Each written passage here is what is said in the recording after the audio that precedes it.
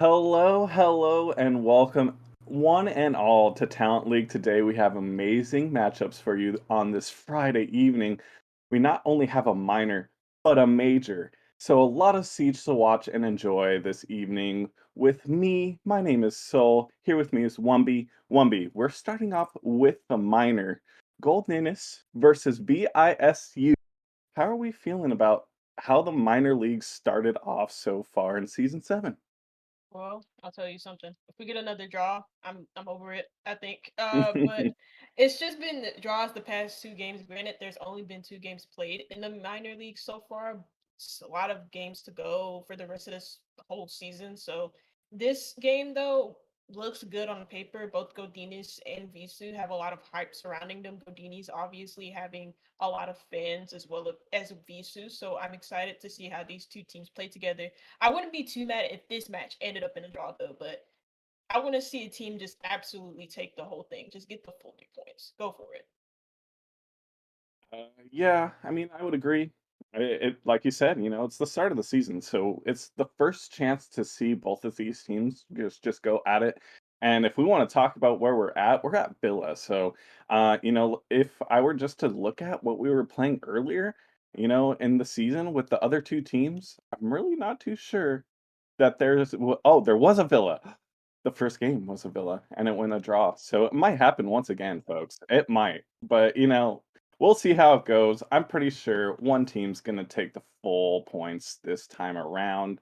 I will cross my fingers here, but yeah, I mean, we'll see. If we're gonna go, let's just go into a prediction since we don't really know anything about these teams, and I like picking a team just to follow throughout the season to see how they kind of, you know, play together. So, you know, sometimes I go based off of name, sometimes I go based off of the players in the lobby. I don't know. I'm really torn here. I'm really torn. Don't have a community vote to go off of, do we? No, I can't even listen to the community. Production, sometimes it happens. I get it. Uh, we're gonna get into this game soon, though. We can root both of these teams on.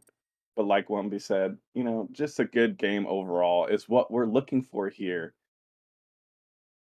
Yeah, most definitely. Both of these teams, again, have a lot of fans. I'm pretty sure. I know Goldinis have like a really good player on their team in the Cokes. I've seen him play a little bit in the major leagues before, and now he's down here in the minors, and he has a whole team behind him. Whether he's doing the carrying or not is up to their discretion. We also did see them play in the talent not the Titan series league thingy. Or not really that one, but like the qualifiers to get into the minor leagues where they had a chance where they had a shot at getting into the major, and they just didn't quite make it. Another team just kind of like went all the way and they didn't, and so that's why they're here today. But they have a lot to prove. They have a chip on on their shoulder, and they have like a good test ahead of them in VISU. But I mean, it's Villa as well. I don't. I'm tired of seeing this map. I want to see new maps. You know, we have a 9 map pool for a reason. We want you guys to explore that. I mean, not me, but Ubisoft wants you guys to explore that. We want to see Border. We want to see the other maps that are on here. Theme Park. I mean, come on. Like I want to Skyscraper. see some. I want to Skyscraper. Yeah, let's see that. Skyscraper's been so interesting inside of Conflict, and I'm so excited to see it at some point when these teams start to get more into the season as they start to get more comfortable. But like, um, oh, we're already in the ban phase. Oopsies. But looking at the two Hey, you're bans too on excited. Villa, yeah, I'm really excited. But like, not for this map. But like for the two bans we see, or at least the first three bans is Thatcher, Jackal, and Jaeger.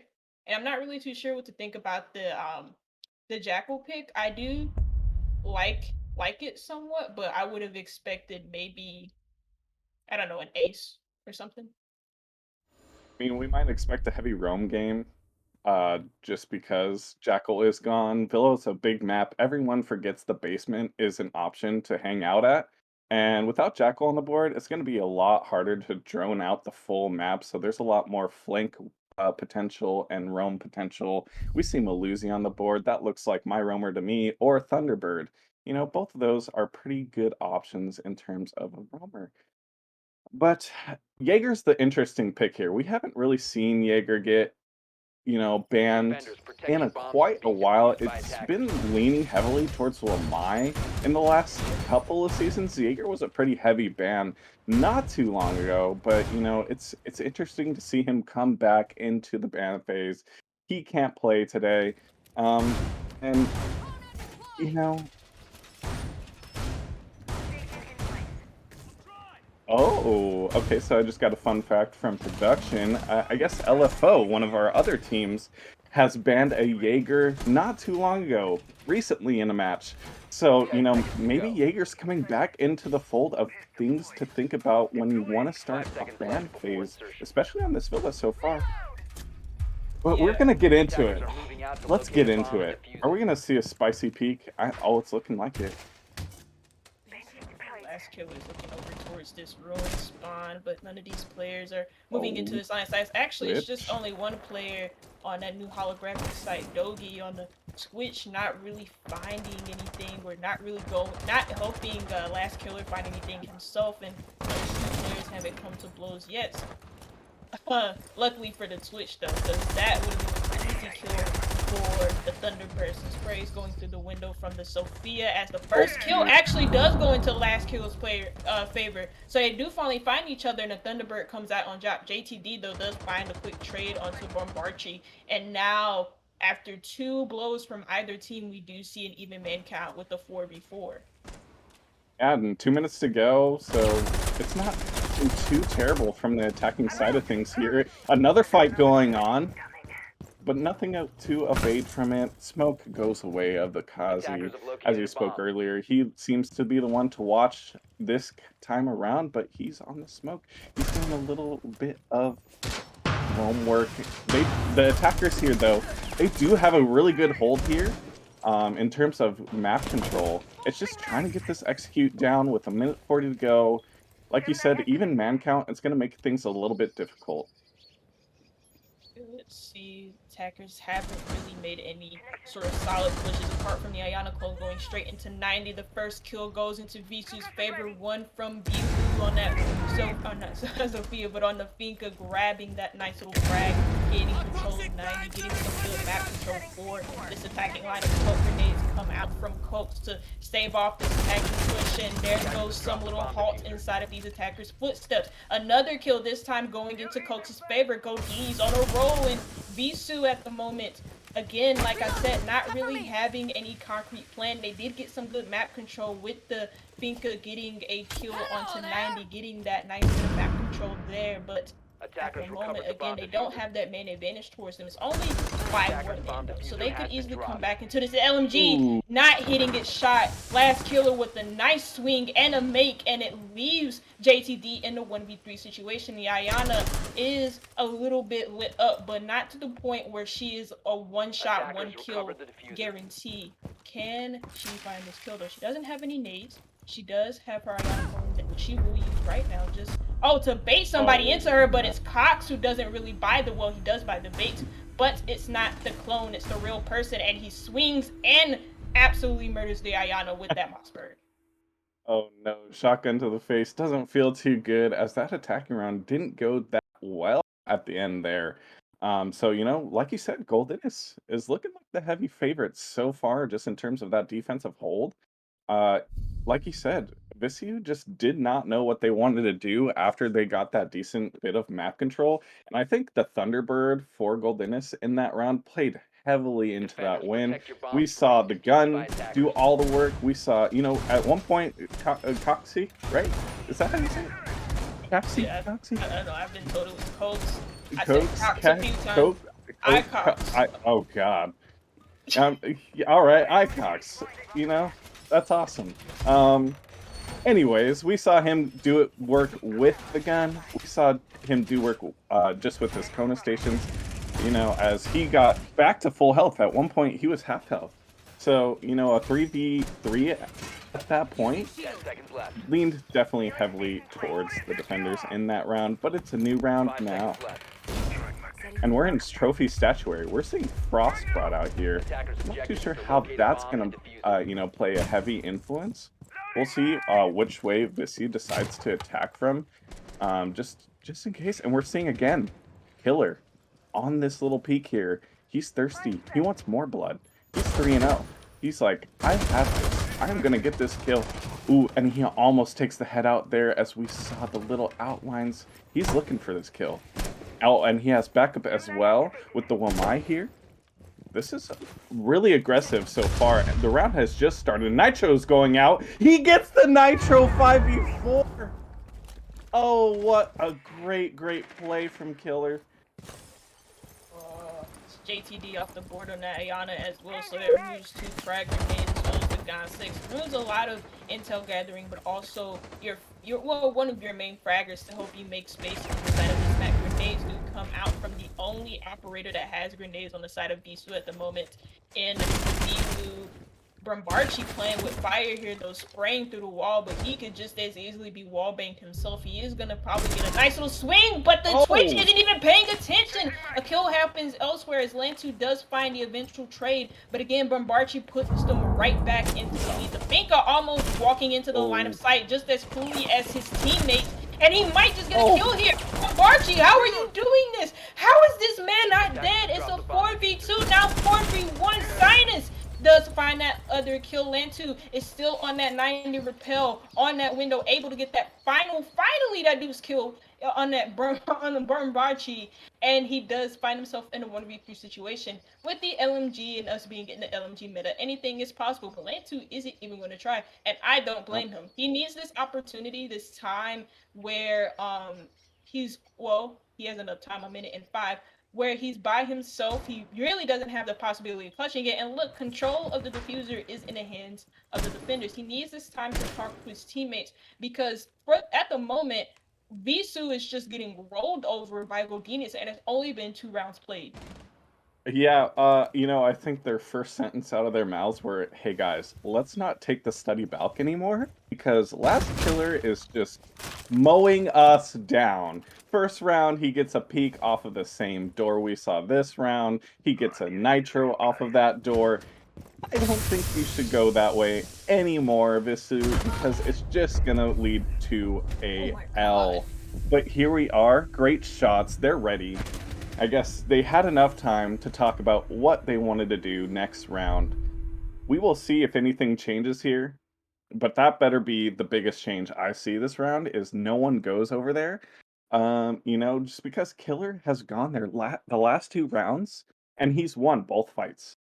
But we see Yeah. here he's falling off of the Thunderbird, so maybe it's, they talked about it as well. They had time to talk about it, and Goldinis is just like, all right, we took the aggression to them. They're not going to expect Attackers need us to to do locate and something defuse as different, many bombs as they and can. so now they're gonna pull out something different. What I'm seeing so far from Goldinis is really really smart in terms of if they do go like a little bit less aggressive this round. I don't think Visu is going to be ready for that. Yeah.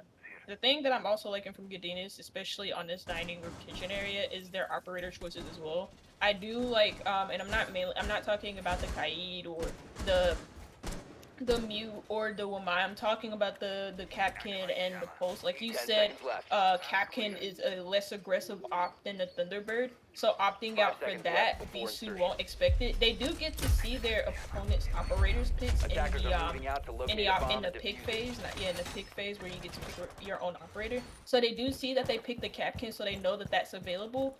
But it's a bit slower than what they've been played up against in these past 2 rounds. With last killer going for like these really cheeky spawn peaks, he's not going out for them anymore. And the reason why I know he's not going out for them is because VSU players are still alive within the first 10 seconds. So, Exactly. there goes an achievement. They're finally inside the map though, gaining some good map control on this south side, Mhm. near this classical slash Oh study hall no. area. But look at this top floor extension from Goldinis. They might actually get caught out here. Pings are going out, so they do know that there are some players there. Last killer is near this trophy area on the doorway towards whatever that other room is. Not that area. The one with the Trophy. globe. Trophy, not trophy. The other one.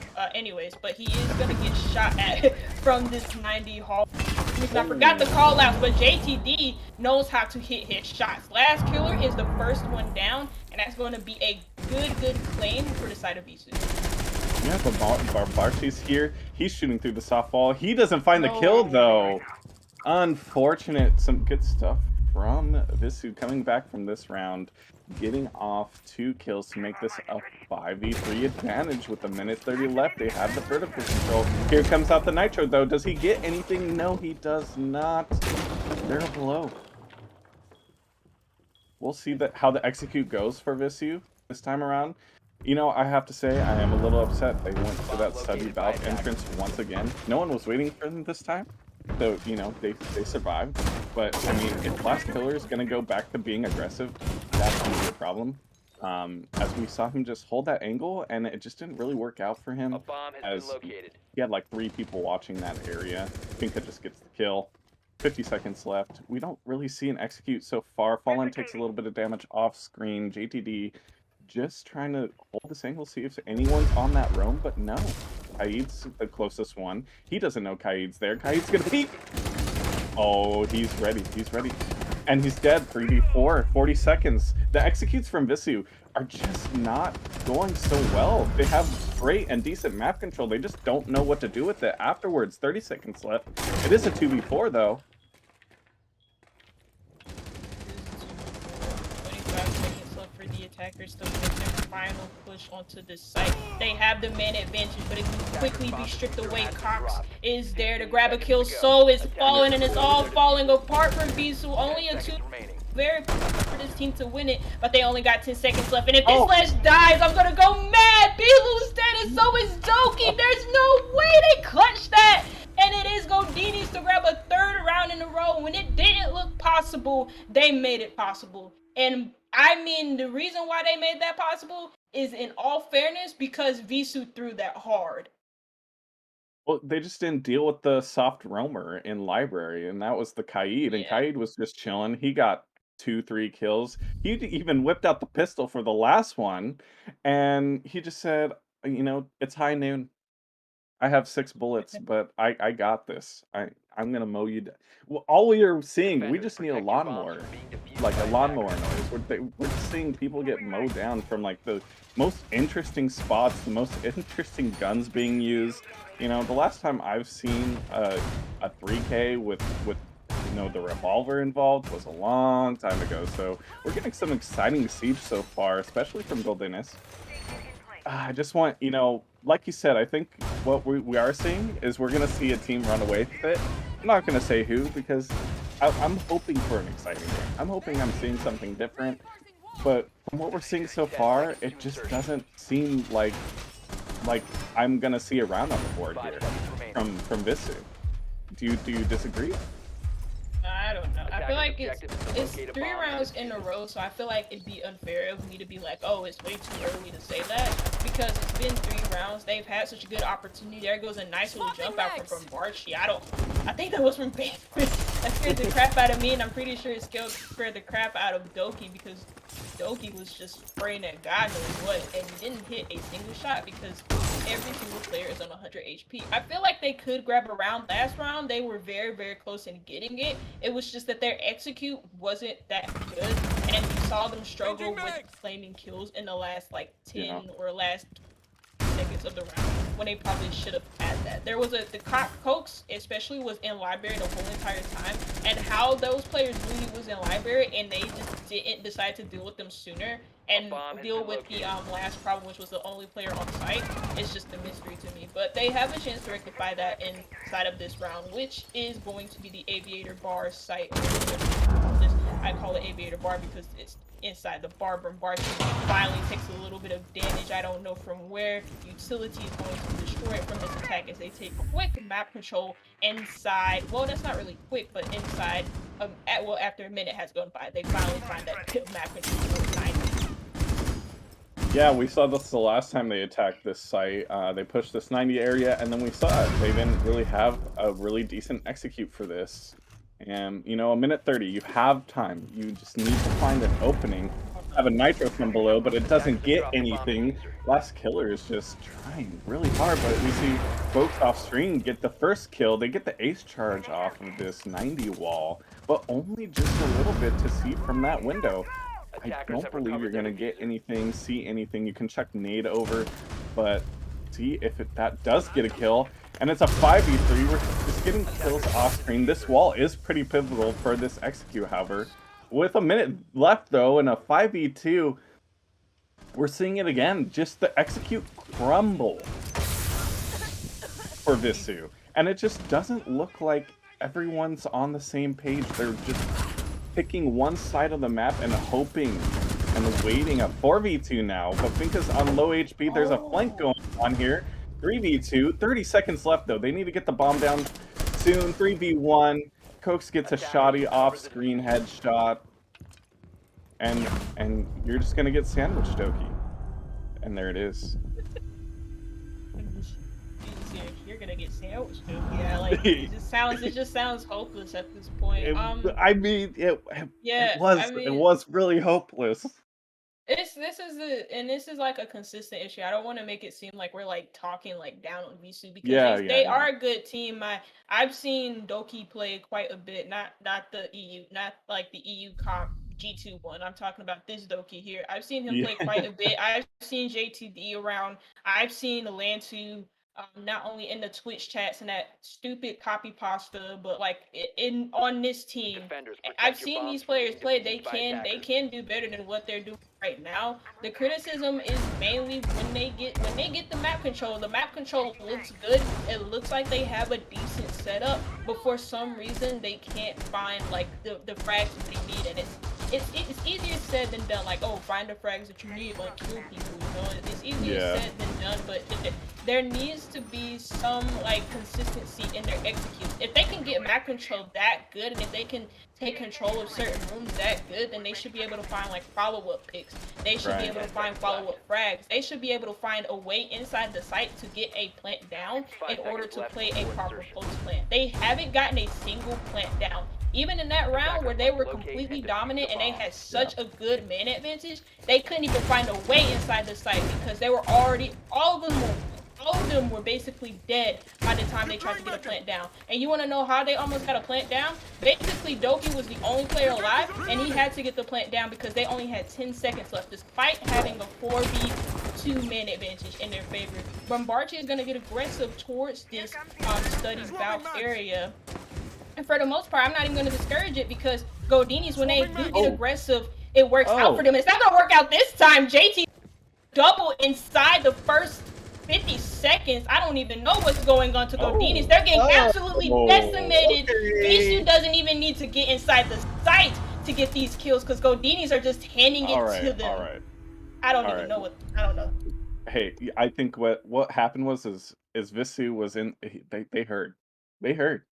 And I think what Goldinis was doing in that round was, you know, they were winning off the aggressiveness, and so they just decided to play into that, and then we finally see the counterpart of VISU coming back and actually, like you said, it's just sometimes it's just as easy as gunning them down and killing people, and we just saw it. They just made it that easy. It was a little bit just too aggressive from Goldinis. The last couple of rounds we've seen just two. We've seen Bombardier and then Last Killer as well, and that's their like two roamers. That time it was about 3 or 4 of them, if not all of them, right there. They got cocky. Yeah, they really did. And who's to blame them? You're up 4-0. It's okay to have that kind of round, but you just need to lock back in. There's no need to pump the brakes. You need to play like it's a 5v5. You're at Invitational and you're gonna win, that $1 million pool prize or what have you. There's just something about being locked in for the whole map that really does set the tone. In my opinion, at least, because you give VISU just an inch and the momentum can go back into their favor. We'll see if that plays a part, because, the confidence can build just off of one round. One flawless round, mind you. Okay, so we'll see. We keep seeing VISU just play this area where they just like, coming in from this side of the map. We've seen it every round now, and there's 4 of them now trying to push this side of the map. And they have a nice long peek from that master window, it gets down to 50 HP of the sledge, but JTD off screen gets that nade off. And, Bombardier's in and out of this round very fast, but Last Killer gets the refrag off. 2 minutes left, 4v4. This has kind of been the story of the match so far. Yeah, I do want to make a note on VISU's pushes as well. There's nothing wrong with them pushing from the south side of the map, I don't think, because this is usually the average type of push. If it's not for the trophy statuary site, if it's not pushing from the study side, they're pushing from the master bedroom itself, just to get that wall open, master bedroom / a position underneath a kitchen, just so they can get grenades off and all that stuff. For this side, they're just trying to clear and sweep off Goldinis' presence towards the study area, because they probably joined this out and they know that that Goldinis holds a huge presence towards this aviator game site. They did remove one player, so that's Bombardier off of the mine, which is a very crucial operator because he has a rechargeable mine disc, and he could have wasted so much of VISU's time, which has been an issue for VISU, which is like just wasting their own time, not really having enough time to push into the site, and then when they figure, oh shit, we don't have enough time to push into the site, they push within the last 10 seconds. And who do you favor in the last 10 seconds of a panicky attacking push? The defenders, because they're already holding angles against you. There's nothing you can do. They have about a minute left to go. There goes one kill away, actually in favor of VISU. Another in favor of VISU. Trade happens. But Cox is the one to fall down immediately after. Here comes one from Goldinis, who's been on par with as well with Cox. 9-2. Goldinis is 5-3%. himself on this Frost, doing the movements, doing the nice shot to Ruse himself. Lantu and Doki are going to be the only players alive as well. Goldinis is going to be falling, and Goldinis, the first player to Oh, fall for Goldinis, is actually falling himself. How ironic is that? Doki makes this a 1v2 for 15 Cetus seconds as left. the Frost player does see one of them, thinks he does, shoots at them. He's going to get swung on by yeah. one, absolutely takes the head off. Can he find the second? You know, he No! cannot. Doki Oh! finds that last shot, and it is another round for. Oh, that was so that I thought, okay, I thought that was gonna be the round. We saw the execute, the plant go down. It just didn't happen. We just saw gunfights ensue, but boy, oh boy, was that a close one. Goldini's almost had that. It was, one shot, one kill away. Good stuff from VISU just to take that momentum into the side swap here. Now they're gonna go on the defense. And now we're gonna really see what each team has on both sides of Attackers need to locate and their defuse as many positionings here. bombs as they can. The positionings being obviously attackers and defenders. So we're gonna get to see what Goldinis looks like on attack. We're gonna get to see what VISU looks like on defense. And, just the stock site AVG, or, game or bar aviator, as some like to call it. Yeah, I don't see. This is. Oh, is it Aviator Games? I don't know. Some people say Aviator Yeah. Games. I call it Aviator Bar. I don't. Look, Aviator Okay. Games. Hey, you know what? been- Whatever it's works been- for you.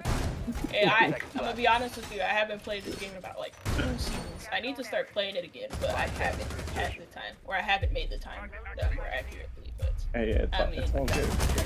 I mean, Best- for VISU though, I do want to talk about. They didn't have the most impressive of attacking halves, but they have 2 rounds on the board, and they're on their defense now. And defense tends to be the more favorite side on Villa. But with the introduction of the attacker repick nowadays, the attacking win rates and the defender win rates have kind of skewed just a little bit because that attacker repick is like so huge for the current meta of play. So it'll be interesting to see how VISU does on their defense, but also to see if Goldinis can keep up the pressure and extend their lead further, maybe onto match point, potentially get themselves a win. As I say that, Rambarchi's the first one to fall, and VISU have the early man advantage. The first couple rounds of defense, but Marchi was doing well in his aggressive play, and then ever since, he's just kind of fallen out a little bit. I'm not too sure where he was pushing in from to not only die, but not have any sort of refrag potential from his team. Maybe he was just called to make sure, hey, you know what, you're going to just go on your own and see if you can find the first pick. As I say that, Chris gets the refrag. It's a little bit of a late refrag, but he gets one. Minute 50 left, 4v4 situation. Decent stuff from Goldini's, just like clearing out the map from one side and going to the other side. We saw that from VISU too. So I just think it's just the way we've seen both teams play Villa so far. It's the best way to play Villa. Like I said earlier, it's a huge map, and without a Jackal, it's just much, much better if you decide just to check every single little nook and cranny, because you can hide in a lot of places. Thorn is on that 90 window. Goldinis will call that out. The sledge is just waiting, seeing if they can find an angle. They're going to push this 90 area. Oh no! Oh, and that's like you just get caught reloading or swapping. I'm not too sure what happened there. But, the Thorn was not ready. 4v2 with a minute left. Smoke does have all 3 of his canisters. Bomb located by. I was gonna say Goldinis do have that man advantage. Smoke is alive as well, so somehow they have their hearts as well. Opening up that fault, Doki's gonna get himself into a little bit of Goldinis players. And it looks like he's kind of panicking. He doesn't know which one to do that because there's so many of them alive. They're gonna do kind of like a split push, but nobody's paying attention to the wall. What are you looking at? Lantu dies. Doki does as well, and Lantu is finally taken out for VISU. Goldinis find that attacking round, a 5-2 scoreline, but almost a heart attack for me because I was so good. Yeah, was like, that would have what are you been guys really looking at? bad. That would have been really bad. If he got both of those kills, that might have been a VISU win, but the SMG-11 only has so many bullets. That is very true. You know what? You can only shoot. It feels like I can only Attackers shoot need 3 to bullets locate and before defuse it as like many I bombs as eventually they have to can. reload. It has Reload. like it has like a like 16, 17 bullets per mag. Um, so I get into the habit of reloading every time I like get a kill, or even if I miss a shot. I don't know, and then I get caught my chance now, and it's not fun. Hey, that happens to me too. I am Thorn in that situation. I have such a bad habit of reloading every time I shoot a bullet. It's not like, 5 bullets, but 10, 15 bullets in, I'm like, might want to think about reloading. Yeah, I think the Thorn was also expecting to push as well, but they just pressed their R2 Yeah. a little bit too early, and then the Finka got him. And I mean, it was a good kill from Attackers last are killer moving as out well to to be able to locate a bomb and capitalize off defuse of it. that little mistake Definitely. from VISU. And for Goldinis, they do have a good, an important round so far, playing for them, and a really good lead as well, 5-2.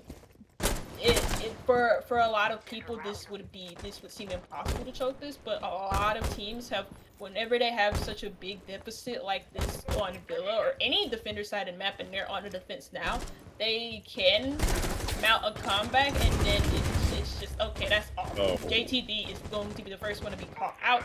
He has that nitro cell in hand, but he's going to be down and out for the count, so that nitro cell won't be used any longer, and he's actually the only one with the nitro cell, and I think that was the whole purpose of him being alive in kitchen, was to have that explosive pressure from below to get the pings maybe from Blue, and to be able to get the nitro Oh, kills. no. There goes another from Bombarchi, this time for a double kill for the Zofia on this round, leaving Driveri and Lantu in the 2v5 situation. Doesn't look too hot for them. Hopes Rakaka does take a little bit of damage from Lantu. Swings around from 90. There goes a kill from Driver to make this a little bit better. Fallen does find a grenade as V does fight back. It leaves Lantu in a one situation. He gets swung on from 90, and it is Barchi with the swing and a make. And now we see Goldinis on the match and serious point. I will say that SMG-11, whoever plays that smoke on VISU, he has a laser of a SMG-11. He hit all those shots on Zofia. It was just unfortunate that Zofia also had the Finka boost. So, with a Finka boost, it's like almost any gun is pellets. It's like tickling the operator. But like you said, match point 6-2. I I I I mean, we've Attackers need seen to VISU locate take and defuse rounds bombs. off of Goldinis. We've seen it happen, but I think what's going on is this is just playing into Goldini's hands in what they want to do with this villa, and we've seen it this whole time. It's just Goldini's is just like, we're gonna pressure on them when they're in attack, and we're gonna take the aggression to them, and we're gonna go up 5-2 into the half, and then VISU just said, okay, well, we have to try and counteract this aggression. How do we do that? And they said, oh, we're just going to do aggression as well. And so far, not so good. We just saw that last round where it was a 2v5, I believe, 2v4. And, Goldinis took the 3 roamers pretty easily. It wasn't that much of a difficult time for them. So, Yeah. are we gonna see the same thing? Are we gonna see more of a hunker down from VISU? They only have 1 round to try and figure it out. Really, I mean, they have to take it by round. So, this is the round to start things. But no, Coke says, I want to get out of here. Let's make this a 7-2. And Fallen says, I'm down with that. But VISU says, we're gonna have a 4v3 situation with 2 minutes left. Yeah, a nice little trade from Belu, but Cox or whatever just Yeah. to make this game very quick. There goes the nade. There goes the nade. Are you gonna move? What are you doing? Oh my god, a 3-1 and it's over with. Goldini the whole map. I don't know. I don't know. Why are you eating the nade? You got the kill, run! You have a chance to make that a 6-3, go to the next round. That just kind of seemed like a fold. That seemed like I don't think we have this match, guys. Like, I think there was no confidence there from VISU. Nah. How do you just stand there I don't and think I like don't think that was confidence. I just think his brain lagged. I don't know what happened. you think so? I don't I don't know. I don't I don't think that was confidence. I just Uh, think that his brain just like he was lacked a bit, he and just it could be down to the fact that they're down such a huge deficit and they feel like they have no way back in. I don't know, but that was just yeah, really weird. But for yeah, Goldinis, very. a good 3 points, and finally we have a win in Talent League. That game wasn't really that close to begin with, I know. despite VISU having like two good rounds in their favor, looking like they had the fight backs once they switched onto defense. But Goldinis turned it on from there, and I think we will head into a 10-minute break just so we can prepare for our next match, which is going to be in the major league. So do not be going anywhere. You will see some other siege from these talent league teams, but it will be from the major instead. So we will see you guys back in 10 minutes.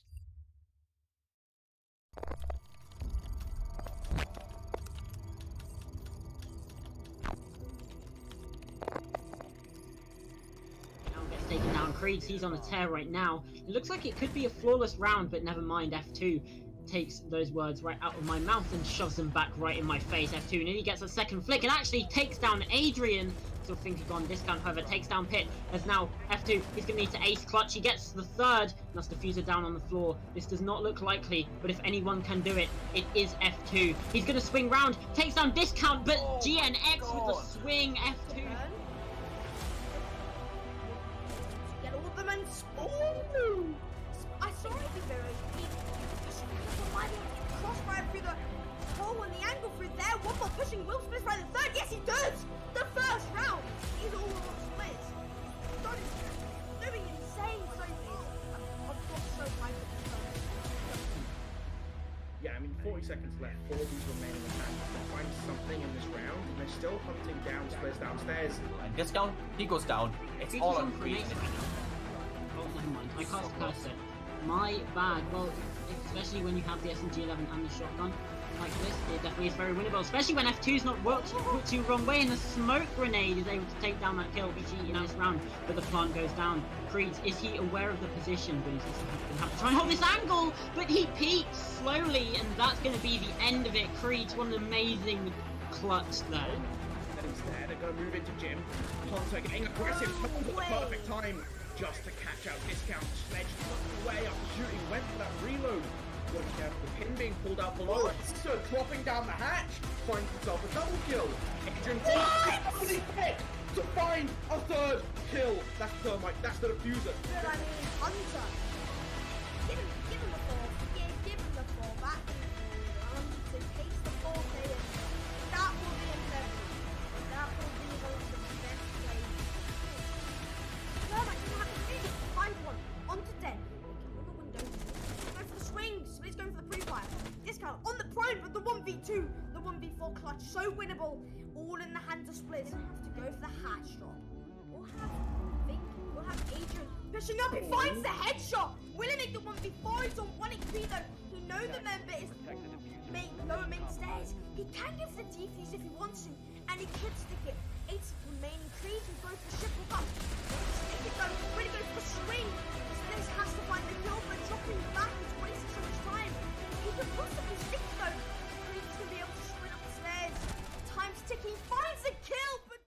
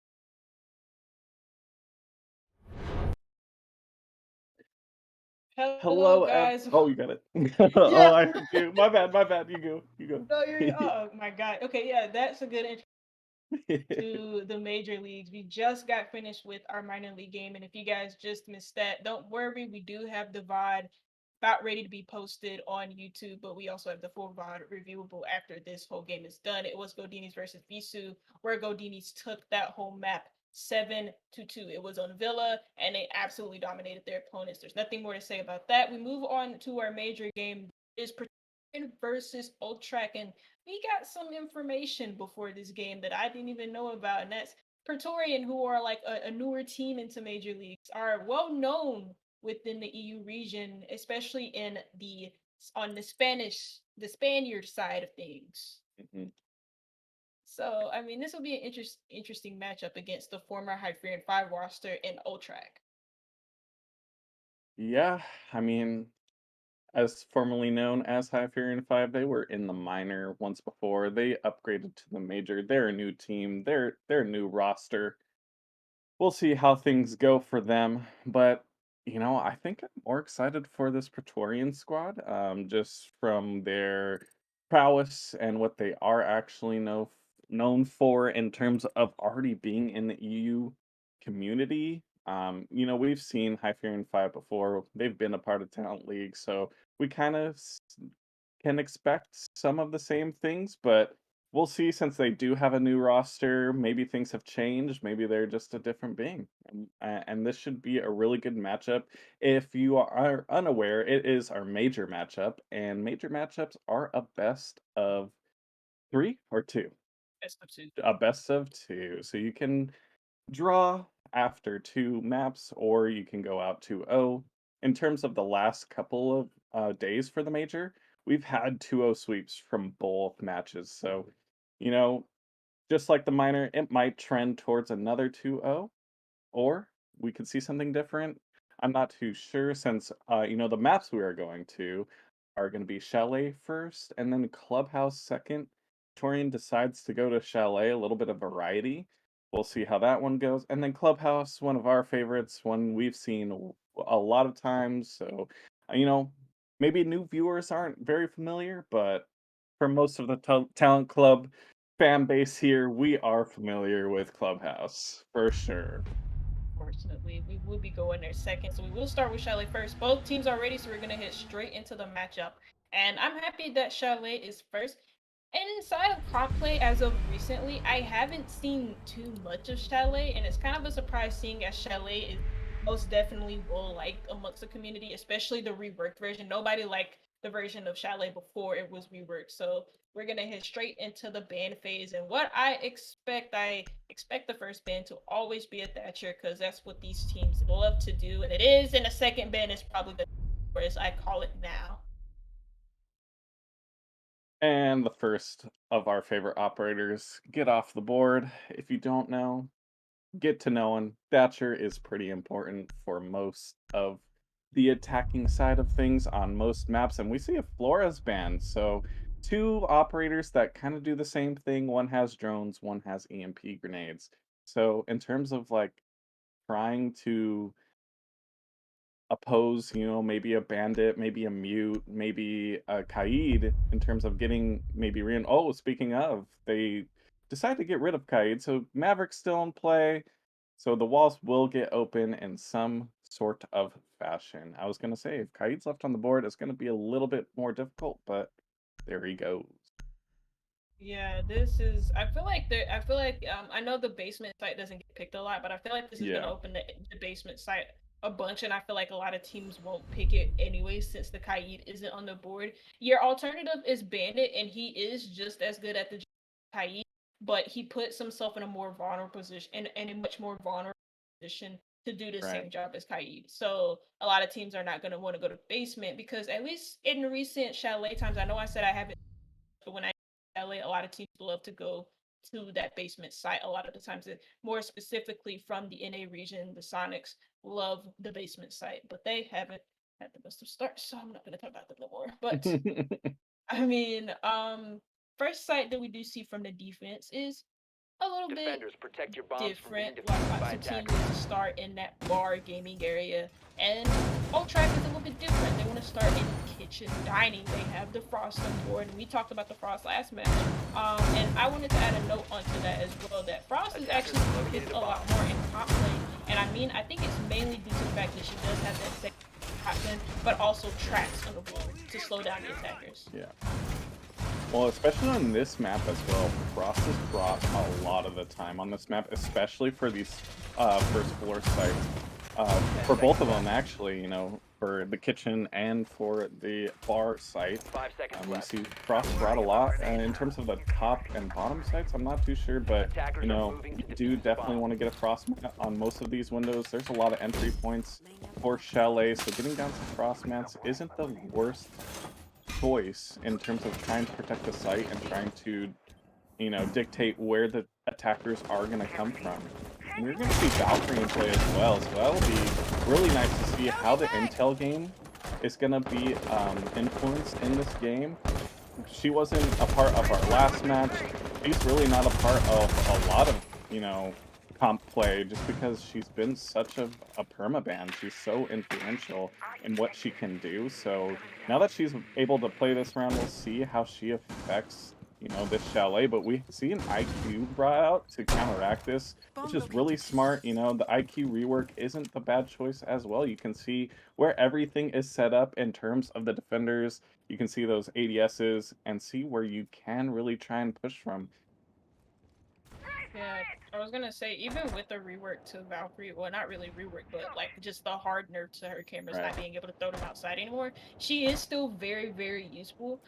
Some people didn't even really throw her cams outside in the first place. A lot of people Right. used her cameras inside of the map, and that's where she found the most value at, especially in places like these where you can get so much key intel. Nitro cells from below, but then you can use that intel to dictate how you want to slow down this attack, how you want to get these frags early on for your defensive team or whatever the case may be. First bit of damage is going to go onto Coles though, as I'm not too sure where he got shot from. It looks like from Ganty down near that or Sosar. Was it? What? Is that where it was from? Where You know is what? he? I'm not even gonna question it. You know what? He got hit from some. It's like the telling me something. I'm not listening because I'm joking with me. He got damaged from a little bit of from some explosives on what looks to be the side of Ultrac Esports. The first kill is gonna be on from Praetorian. Actually, Rafa is the one to entry frag, and it's your thermite to do so, and it's on as well. Yeah, not too sure if you want to have your bomb carrier be your entry frag, but he gets it done, and there's nothing to be worried about since we already have the bomb. Nade goes out, and it moves the smoke, and smoke is taken down. 30 seconds left. They really have to think about the execute as it's a 3v3 situation. Oh, 2v3 situation. The defenders are holding really good angles right now in terms of holding this site 1v3, and the defenders win. Ultrac take the first round. I'm not... Yeah, it didn't seem off, you know, it didn't seem off. It seemed like most of that round for Praetorian was decently used. It was just too much of, you know, too much time taken off. 30 seconds left to go. You know, ideally you want to push maybe 45, maybe a minute. So 30 might be a little bit too, you know, too less time. Like you need more time to try and make an execute because you know, like we said Attackers in the need to locate minor, and defuse if you're bombs. pushing with minimal time, it's Bomb in the located defender's by favor, attackers. especially with what the angles they were holding as well. And it looked like a linear push in terms of where Attackers have Praetorian located a bomb. was coming from, since I do believe that Jaeger was still up above watching the vertical angles. Yeah. Like you said, it's just a bit too much time wasted from the Praetorian. It reminds me a little bit of VISU and their attacks, just getting the Yeah. map control that they probably that they're supposed to get, not really that, you know, it's like a bit of map control towards that library side and getting the walls open and like that. They got the 5 first seconds entry to frag and all crap, and after that it just sort of falls apart. They got the second entry and then it just it didn't click from there, and you saw a lot of good frags going Ultrac, specifically mainly from like Stizzy and also Profit, who have 2 kills each to open up this matchup so far. But I mean, it's only just the first round. Praetorian is a bit into the major leagues, Right. but into the major leagues of Talent League, and so it'll probably take them a little bit of time to settle in and get used to these other teams. But I mean, what better time than now? That was only 1 round, so they could that 1 round to just adjust and reorganize themselves for this round. And it's not like they played that round badly. It was just a bit too slow, mainly for the attack, and that's really weird considering that Chalet is an attacker. Right. But that's something you can fix. That's Yeah. something that's easily fixable within the game, within the map, just to be a little bit quicker. Like you said, it's just gonna it's a comfort level. Ultrac has been here, yeah, new team name, yeah, maybe some new players on the roster, but you know, they have a feeling for Talent League. Praetorian not so much, so you know, yeah, like you said, it's just gonna take for them time to adjust. They can definitely adjust. They already, you know, they have a really good amount of map control already in terms of being in this master site, but Jaeger has a really nice deployable shield up here, just waiting for the Praetorian members to challenge this window. Oh, but a good shot. Wow, what an angle there from that Hibana. Great stuff. They're really just trying to take control of this vertical area in terms of library and master.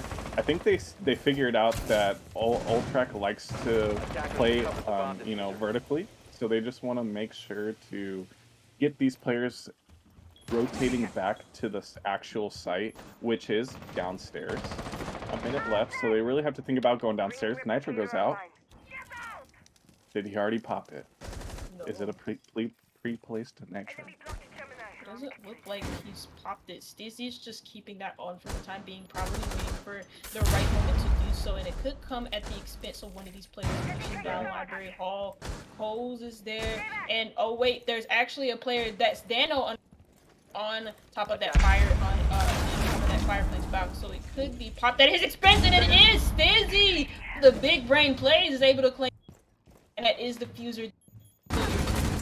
Gone as well. There moves so much utility off the board. That is a brazen swing as well from Luke, and he gets punished for it. They have a feeling that somebody is in Mudroom as well, and it looks like they are correct. Prophet is the only player in here, and if he pushes, he is as good as dead. He has some little nice pinholes to peek through. Stizzy is still behind his counter. He's not been taken care of. There you go, Prophet is finally down inside of Mudroom, and it leaves Crawford in the 1v2 situation. He has the advantage because they don't know where he is, and he also user, and he wins that round off of nothing because, well, he didn't win it off of nothing. He won it because they didn't know where he was, and they also did not have the case.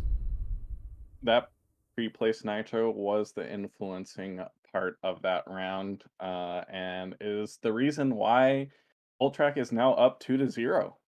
In my humble opinion, we saw it once again that, you know, they just took too much time to clear a lot of the map. So Ultrac is doing such a great job in wasting as much time as possible to where it's just in their favor to be holding those angles.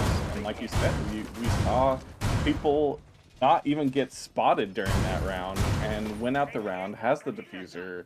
So we're seeing really, really good defensive play out of Ultrac, especially on such an attacker-sided map, like Chalet is. But we're finally going to see, you know, a third site, the top floor.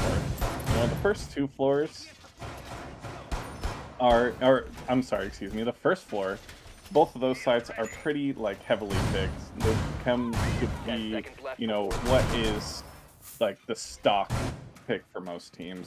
This is kind of an off-site, you know, when the map first came out, when the reworks first came out, the master was the single-handed choice at first. And now it's kind of fallen off. Yeah, a lot more teams prefer a lot of teams actually prefer like kitchen dining and this master bedroom site.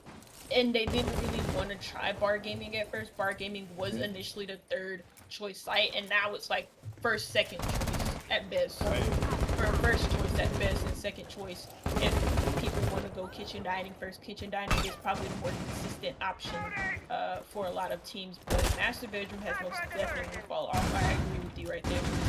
And to be honest, I actually do not know the reason. I think it's just the defender win rates have fallen off so quickly. There goes Dano to make Stizzy fall off the map.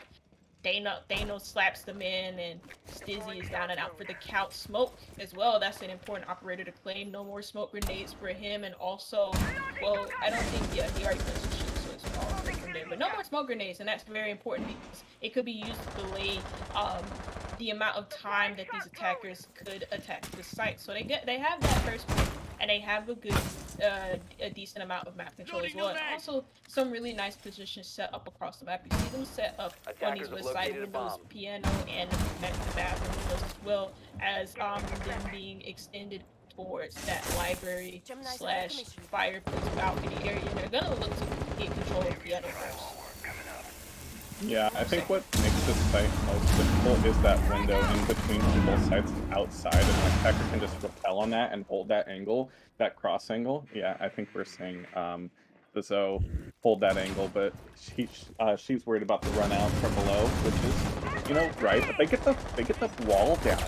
Here comes an execute with a minute left, and Thermite is he gonna get the plant off? He does. They have great coverage on the diffuser plant, and they. Ooh, what a good shot from Alibi there, Prophet. Getting it back to a 3v3, but Bomb is still down. All the attackers have to do is hold these angles and have, you know, it's a role reversal. The defenders have to become the attackers. They have to push the aggression here. Defenders have located the diffuser. Are they going to find these kills? I really don't think so. 20 seconds left. You really have to find a kill soon. Oh, but a trade comes in. 2v2. Oh my god, 2v1. Is it going to happen for Rooney? I don't think so. Yep, with only a couple seconds left, he's not going to be able to disfuse. And we saw right there, that was a great, you know, rework from Praetorian on that round in terms of, you know, really making it a quick execute. You know, dotting your I's, crossing your T's fast. They droned the rest of the map. They had their intel. They got the wall open. They got the plant down with a minute left. That's ideal right there. Yeah, I was gonna say, just the way they recognize that, hey, look, we got the smoke player off the board, and then after that they got the walls open, they got their setup down, and then they did the execute. It was good on Rafa despite him dying. You know, that's what you want, to get those plants down at any cost possible. He did that. He got the plant down, and his team was able to properly play that full plant. You have holes moving in so aggressively into piano, taking up that space that the defenders once held, and just denying only one rotation. Well, not really rotation. He got smacked, but like he was there to potentially deny it. And it was a good attack from Praetorian. I like the way they set that up. Ultrac did have a good comeback at the end, especially from Krogel, who hit like a really nice shot on that Kindle's window. I think that took the breath off of me. He completely wiped the floor with whoever was on Definitely.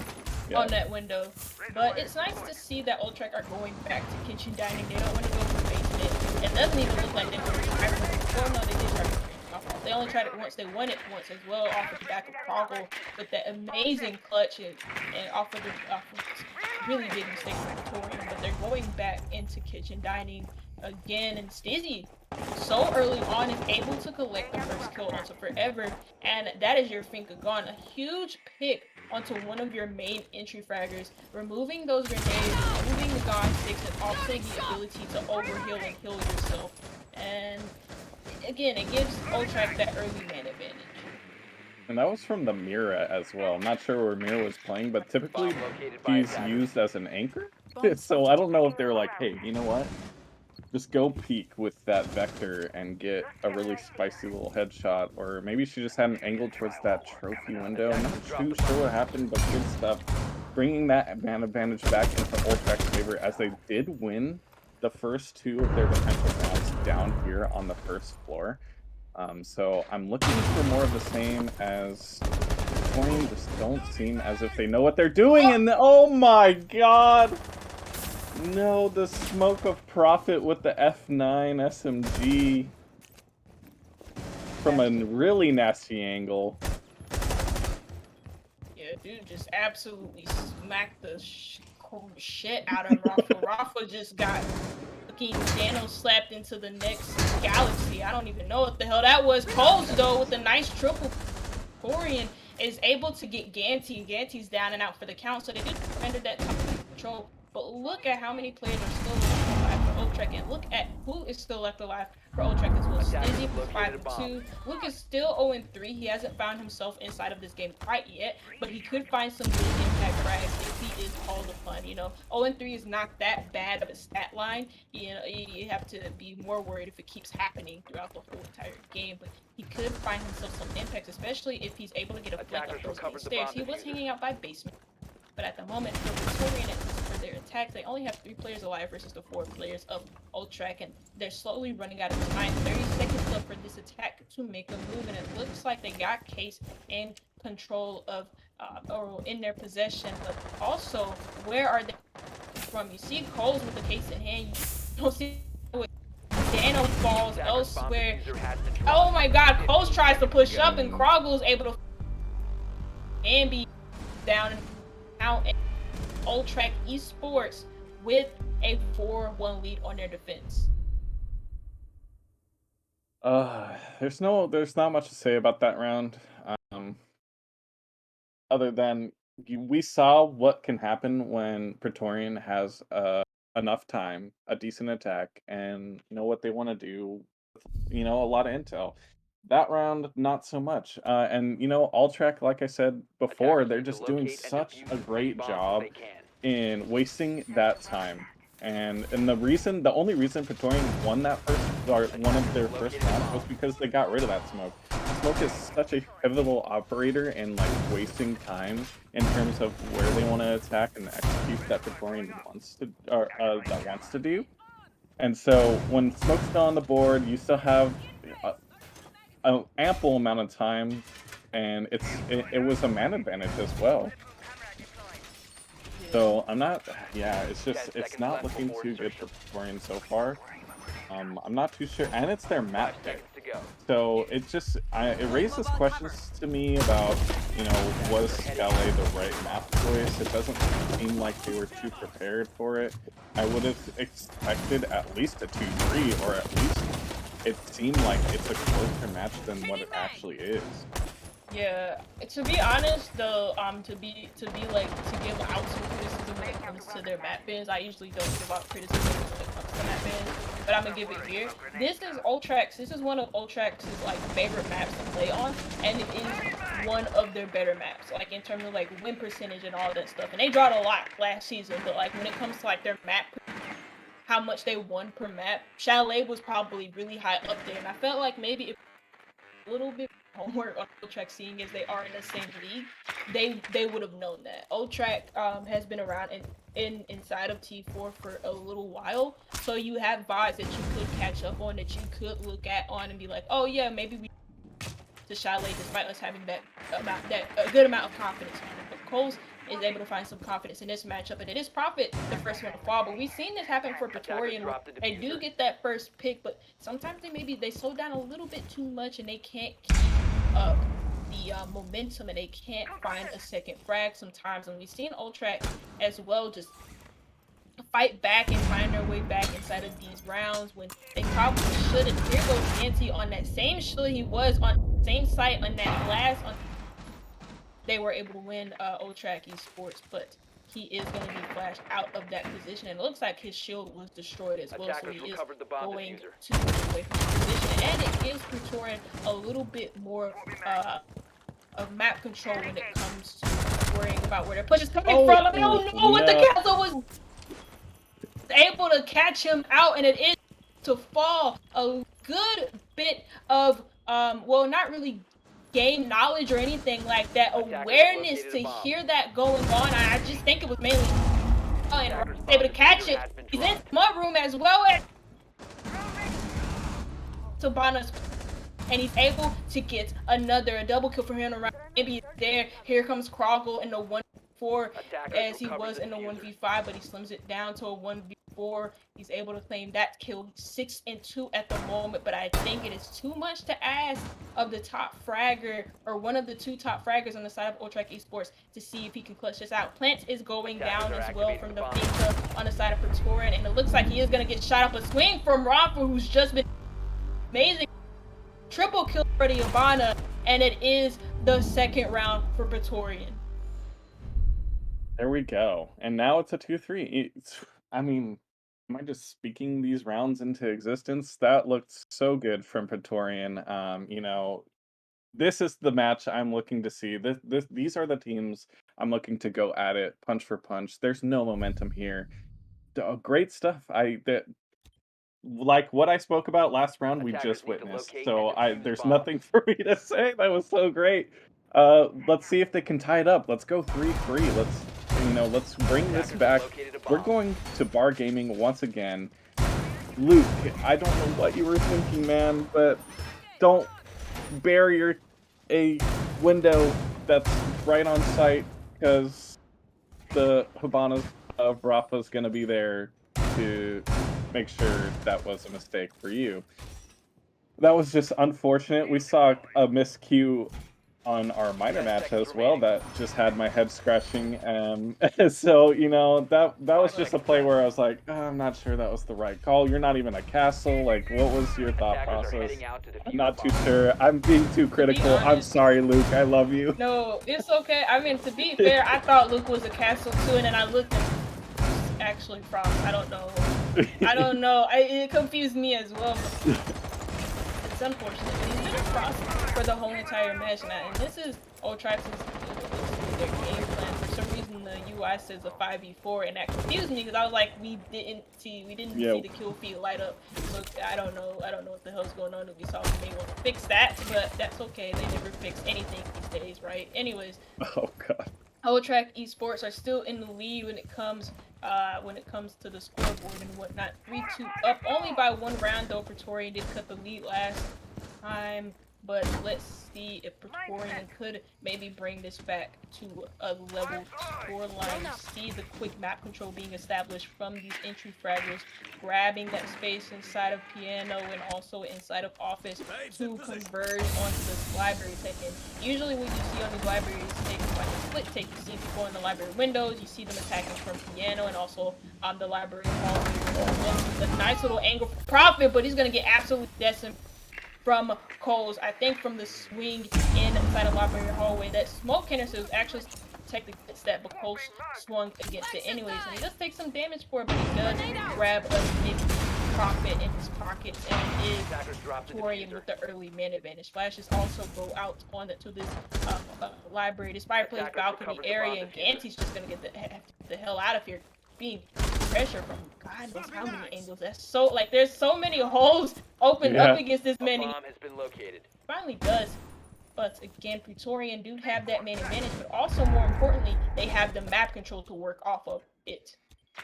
Yeah, we're seeing beautiful like attacker work from Praetorian. I think we are seeing them now be comfortable on this map. They're really just moving super smooth in terms of what they're trying to do and the control they're taking on the map as well.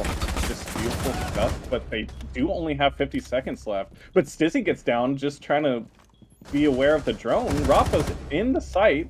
Are they going to come and plant off of this? They should. 40 seconds left. Plant is going to be going down 5v1. And like we said, like you said earlier, Wumby, you can't ask your top fragger to get an ace. And that's a flawless round from Praetorian. Another beautiful attack from them. And they're looking smooth. 3-3 into the side swap. And we're going to see how these teams look on the opposite sides of things.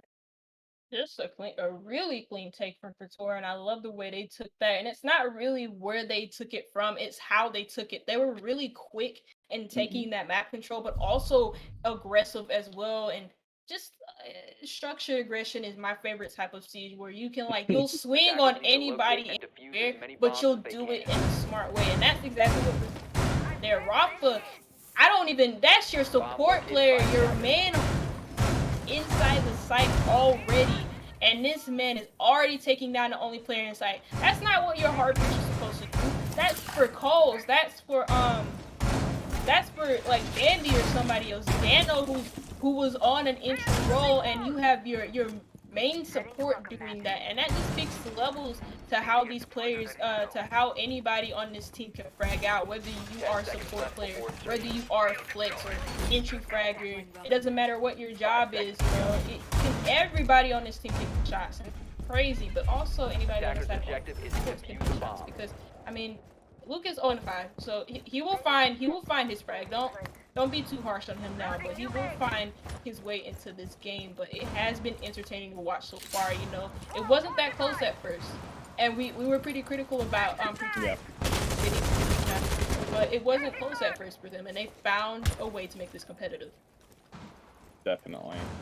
I think Luke got tired of like that support flex role where he had to just kind of anchor down, perhaps, or soft roam. I'm not too sure because, like you said, 0-5, he's gonna play the Iona. She's typically the entry fragger in terms of the roles I'm looking at right now. I mean, Pinka as well, but she's more of a support flex.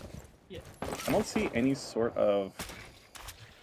They're going from this interesting bottom, like getting the control from below instead of above, and I'm not too sure that's going to work out well for them, just because defenders have most of the power positions. If Prophet goes up these stairs, he's most likely going to die. Yeah. You know what? I said it. I watched Ultrac Esports, formerly known as Hyperion 5. When they have played this map, look at what they're doing with the map. This is exactly what they love doing. They love to make that little Maverick call or type of peek. This is a wild swing though from Rafa. He's able to profit. Catches him lacking. Cole is the second to fall, but this time for PRETORIAN, as we see Luke even out the man count. But for Ultrac Esports, what they wanted to do was cut off that position being played inside of that connector hallway between the bar gaming sites. Another kill is gonna happen on the board this time for Ultrac Esports. Dano shoots at the floor, but Ultrac Esports do find themselves in the lead as Forever falls on square. But again, with that lead, and they extend it further. Steezy with a nice nade onto Rafa, and they make this a 4v2. Dano and Bambi are the only two left alive for PRETORIAN, the only two that can keep this round alive for their team to keep their hopes alive and all that. Located by nice little jazz. It's really interesting that Ultrac just decided not to try and push these angles that PRETORIAN are trying to hold, as Luke's already in sight. Like you said, there's his first kill, and Ultrac take the first round on attack.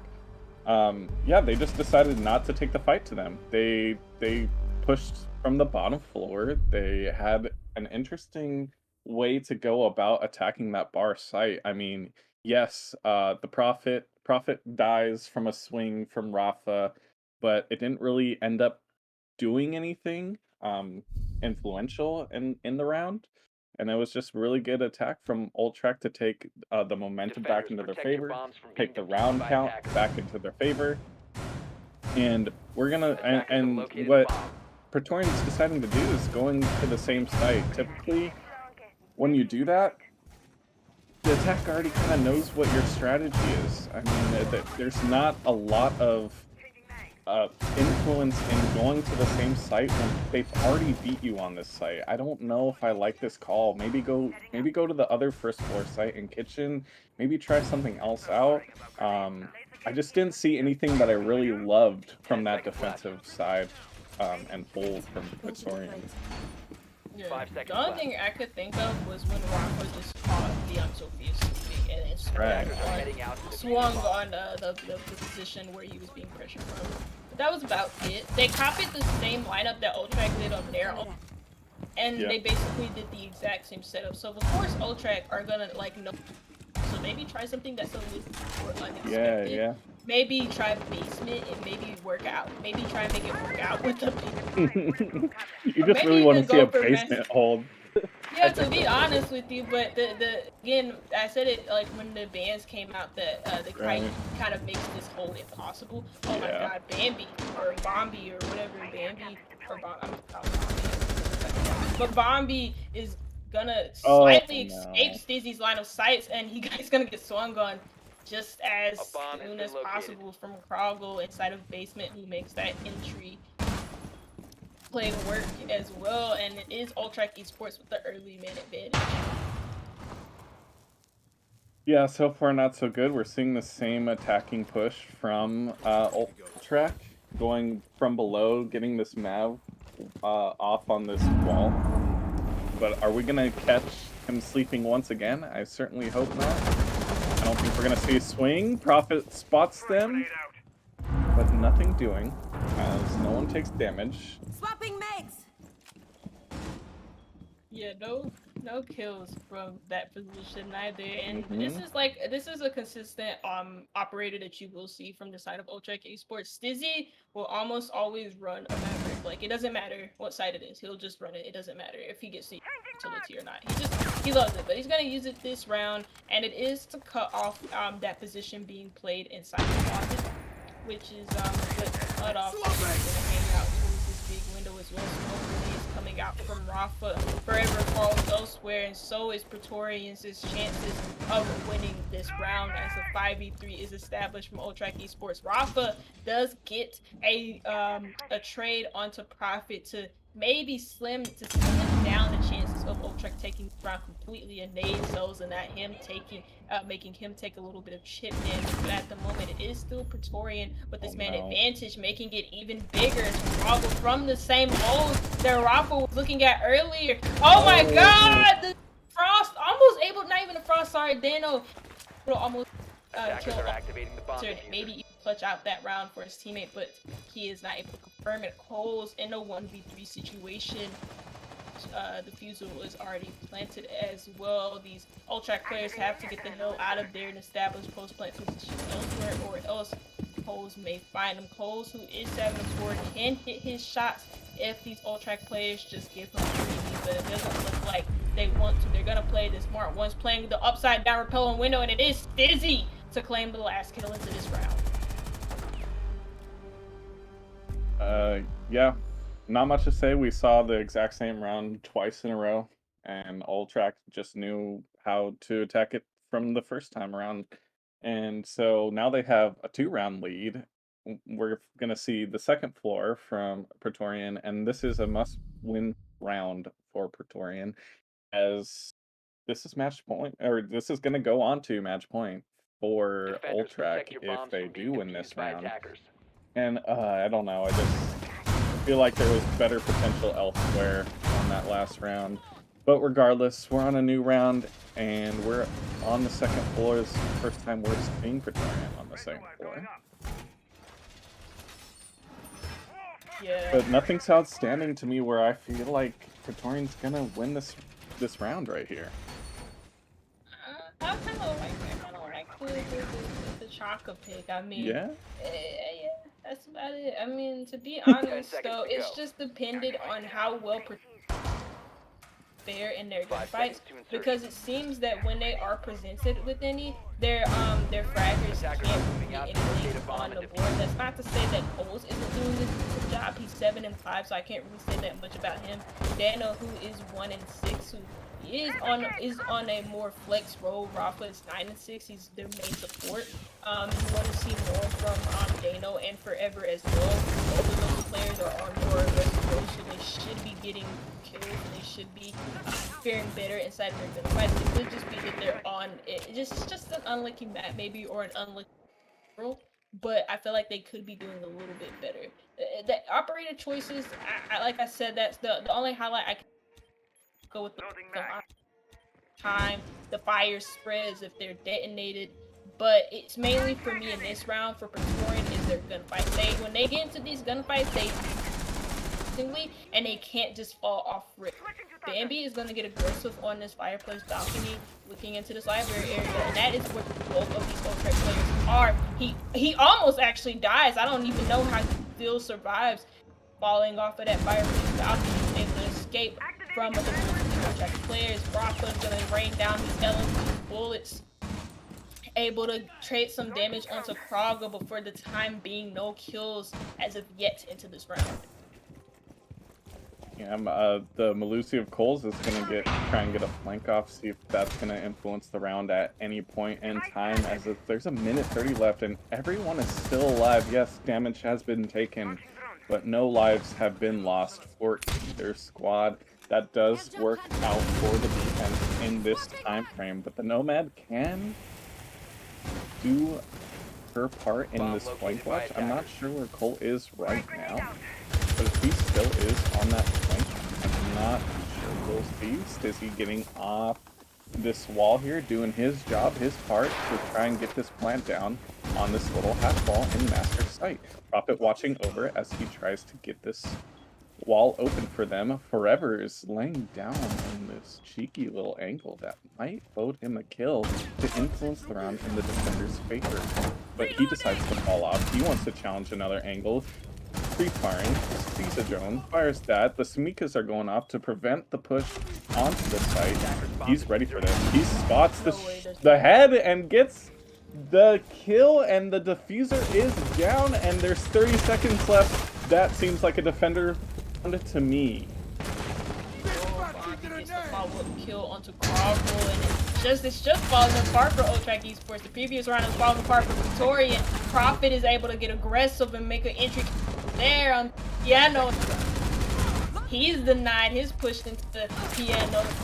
7 seconds up for the attackers. Luke does find a second frag, or third, fourth frag on the board for him. Fifth! Triple kill on the round for Luke, but he can't. Bender, actually, the last two Ultra players are not able to find the last defender, who smartly backs away from the fight. And it is still Ultrac Esports in the lead, but Praetorian are still right on their heels. Oh boy, that was a scary one. I'm so glad that he decided to stay alive and run away, as they had the control of the diffuser for that whole round, which is why I had a feeling that they were going to take that round, but Ultrac almost, did a reverse on me, the Uno reverse card, if you will.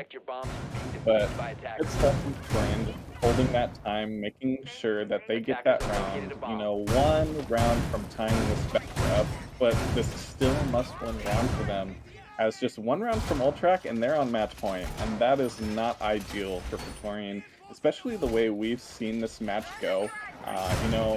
Ultrac has been looking just a little bit better than Praetorian, if I have to say, but both teams are looking really, really good. I can't really say that I do favor one more than the other. It just seems as if Ultrac might take this match, just in terms of, how each team are playing just right now. Yeah, Praetorian, I feel like it's just about consistency, really. Ultrac Esports, whether they have been, it's been only like a few rounds on their type, like 3 rounds, but they have found more consistency in between rounds compared to Praetorian. Praetorian have found a little bit of fight back, but they haven't been in a league fight yet, and that's down to them just not finding enough oh my god, I forgot the word. My brain lag. But consistency throughout these rounds, whether that be kills or just through the round wins themselves. And so hopefully, even if they don't win the map, hopefully they can improve on that come the second map, which is Clubhouse. And Clubhouse is it operates a lot differently than Chalet does. And so it's a by the book map. Everybody knows how to play it. And there's not like a single way to play a map, but for Clubhouse there is, oddly enough, because everybody just plays it the same way. Yeah. But hopefully Praetorian, like I said, could just find a little bit more consistency with the way that they take these gunfights, etc., with the way that they waste Ultrac's time, etc. That last round, wasn't a definite win for them. It was super close. So hopefully they can make this round a bit convincing. You see Ultrac Esports are trying the same thing that they did last time, but look, Praetorian are adjusting well. They have no players inside of that connector hallway. Rafa is right next to it though, so if he rotates, he could be the first death inside of this round, because as of now, it's been a minute, more than a minute passed by, and there's been no entries for neither one of these teams. Yeah, and that works out well for Praetorian to try and win this round at least. But it looks like they're going to try and get into this library The Nomad of Gonti is just trying to see if he's allowed to go in. I think there is somebody playing on that top balcony, though, towards those wood stairs, so that's why we're not seeing an entry there towards yet, but Stithy off-screen gets Bambi. Not too sure where, but that's the pick that they do need to try and gain some map control.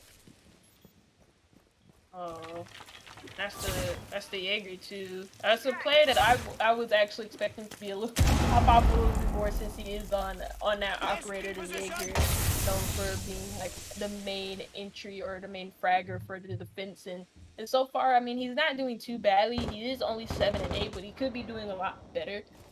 At least for Dano and Forever, they could be doing a lot better themselves as well, and hopefully they can find some success in this round. Forever is going to be a little bit more aggressive towards the slider window, but it is rough, but it gets 2 kills with the Ultrac players just falling one by one. Forever elsewhere, the Ultrac players, because they've lost so much time. Another player falls as well, and it is a round for off of the lackluster hack from Ultrac Esports. I think what you said was spot on. No one was playing in that, little backstock area, so there wasn't really a first influential pick. Yes, Jaeger was dead, but that didn't really do anything for Ultrac in that round, except for have the man advantage. But there was nothing else doing there, so what they decided to do was just rush the door that Smoke was holding with the shotgun. That's not ideal, especially when the bomb goes down, and then the second one trying to follow up for the refrag is dead as well. And that's why we're here, tied 5-5, as we're going into the kitchen. I'm not gonna lie, I didn't even know there was a 10-second clip, because I thought they had much more time than that. They made I feel like a player in that round for Ultrac, they made me believe that they had more than enough time to work. They didn't, and that's why they rushed like that, because their attack was just stalled out so long, and it wasn't down to like some amazing time wasting from Praetorian. It was just amazing time wasting from Ultrac themselves, and they're on the attack, so they shouldn't really be doing the time wasting. Attackers are moving out to most locate a bomb. definitely. But it was good for Praetorian just to notice the angles that Ultrac are trying to look at most rounds, and then they just decide, hey, you know what? We're not going to give them the free kills anymore, and that's what happens. You win the round when you don't give teams free kills. That was really good. I mean, the way that they played that though, and especially Rafa being very, very patient on those windows. Usually, I feel like in previous rounds, Rafa swung on that window. He didn't, and he just waited with the mouse break, which is what you should do. Especially if you know somebody's just gonna jump in crazy in some like small area that you're holding as Coles does get a nice headshot onto Luke, has been absolutely gobsmacked off of the face of this earth. I don't even know which galaxy he's in at the moment, but he's not here. He's not in this, because that was a nice little hit. As Praetorian find the early man advantage, they find the early lead inside of this round. A Nitro Cell goes off on these Solarium windows, where Stizzy, who's now on the Habana, is aimed at, but it doesn't hit any of the Ultrac Esports players. Dano takes a lot of damage. I'm not too sure from where flash grenades go out, drones as well. Ultrac gets some intel, and they do figure out that Dano is playing inside of that trophy area. Luke's gone for the round, and this is probably the most influential round of all, especially tied 5-5. You're battling for that match point, and so just to lose a man advantage on such a pivotal round. As I say that though, the man advantage swings back into Ultrac's favor.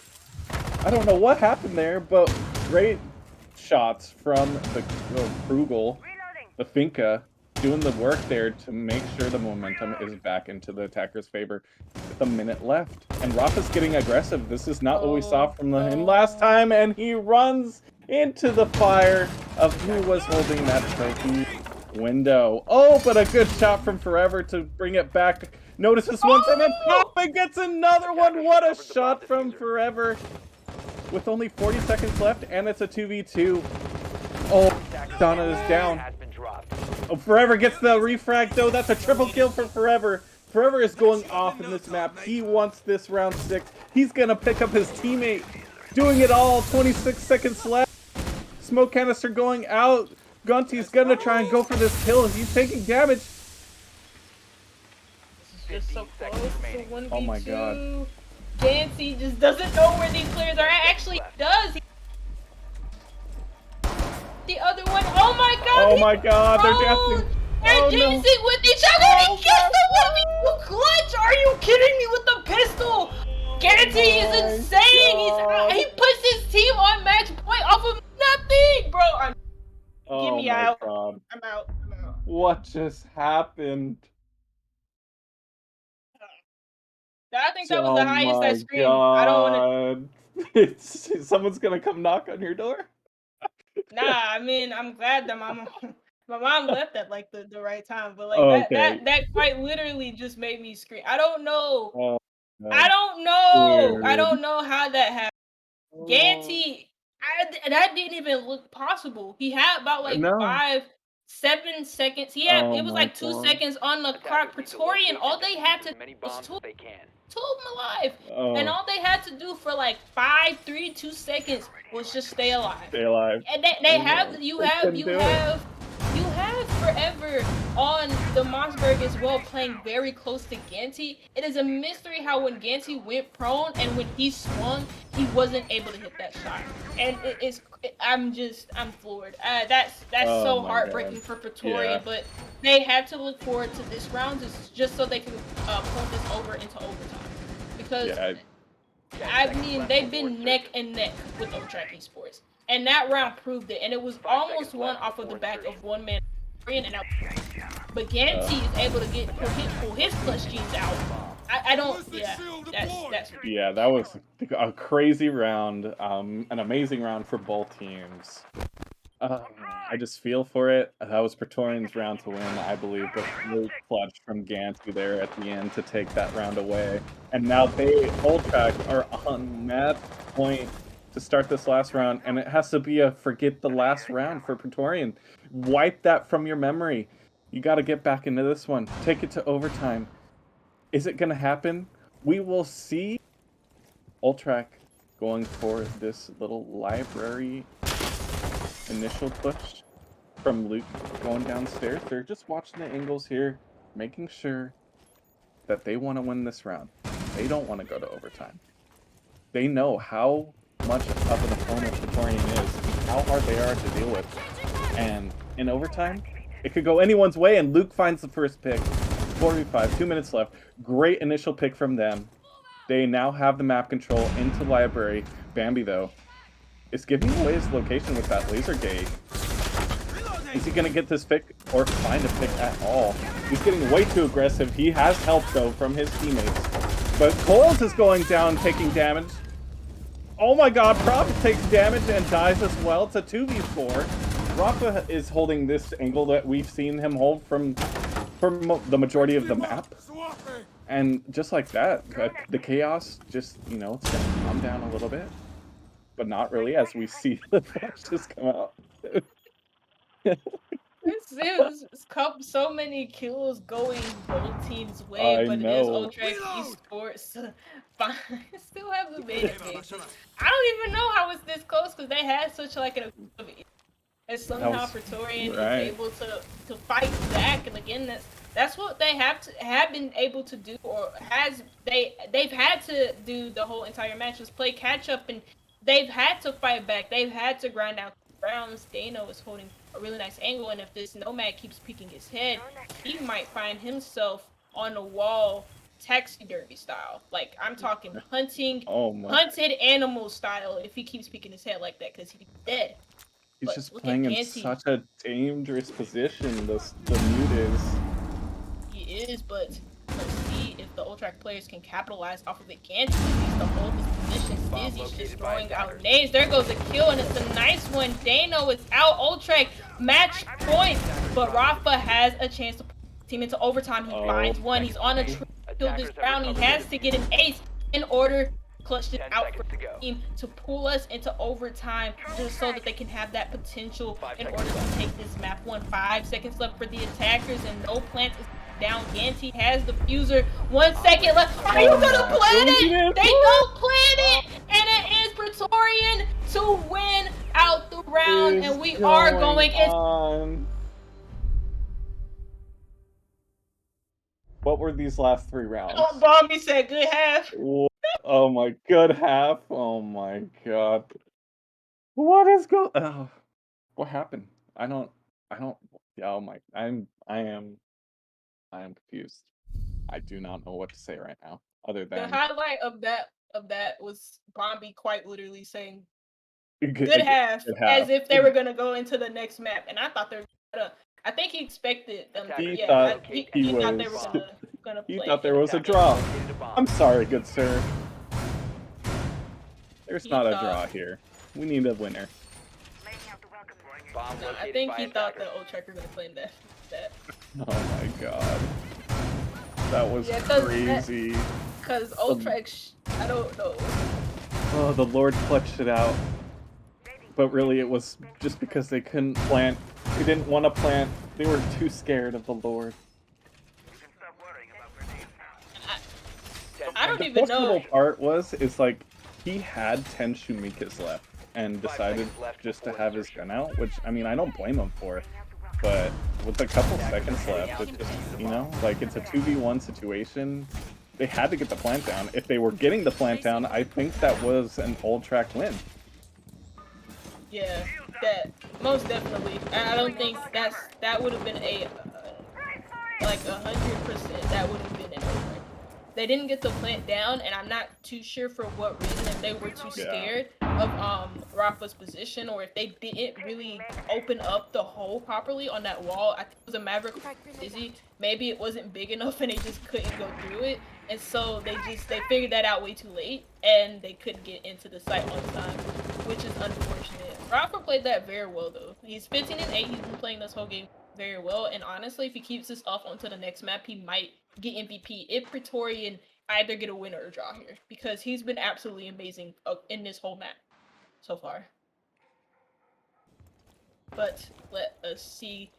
The outside cameras are still out apart from the one that Kenty just spotted on. He is gonna look at it, and he is probably gonna destroy it, I'm sure, because it just at him at the moment. Though a minute has passed, and neither one of these teams have gotten a kill. For the most part, when it comes to the attacks on Chalet, at least between teams, Ultrac have had like a bit of a slower start. There have been times where Praetorian have had like really slow starts as well, but where they've had like fast starts and where they get inside of the map quickly. For Ultrac, they take their time to drone, and I mean, they've done well on their attacks, just like how well they've done as well as Praetorian have done on their attacks. I mean, I guess it works out just as well. I don't know, but it's whatever. None of these teams are just gonna get a kill. Like, Dude, one of you is it move, me? do something, man.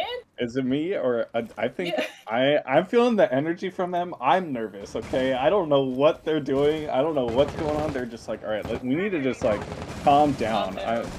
Holy mackerel, I need to calm down. I'm like stressed out. This is like the most chaotic thing ever into this overtime. There's 50 seconds left. No one has died.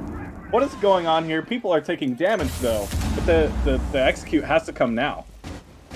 Lord have mercy. One of you guys have just got to kill each other. I don't care who does it. Just like somebody shoot somebody in the head. Do it. Do it. Prophet a is inside the standoff. building.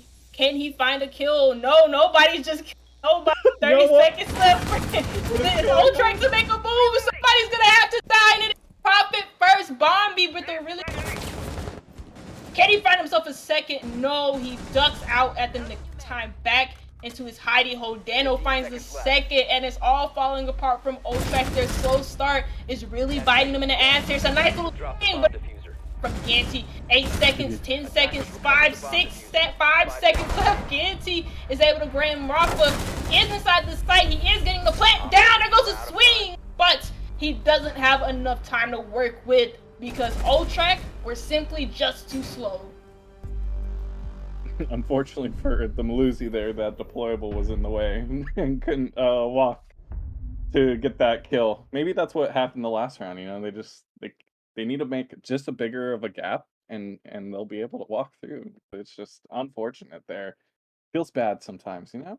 It's bad. But here we are, Praetorian take the first round of overtime. It is match point for them.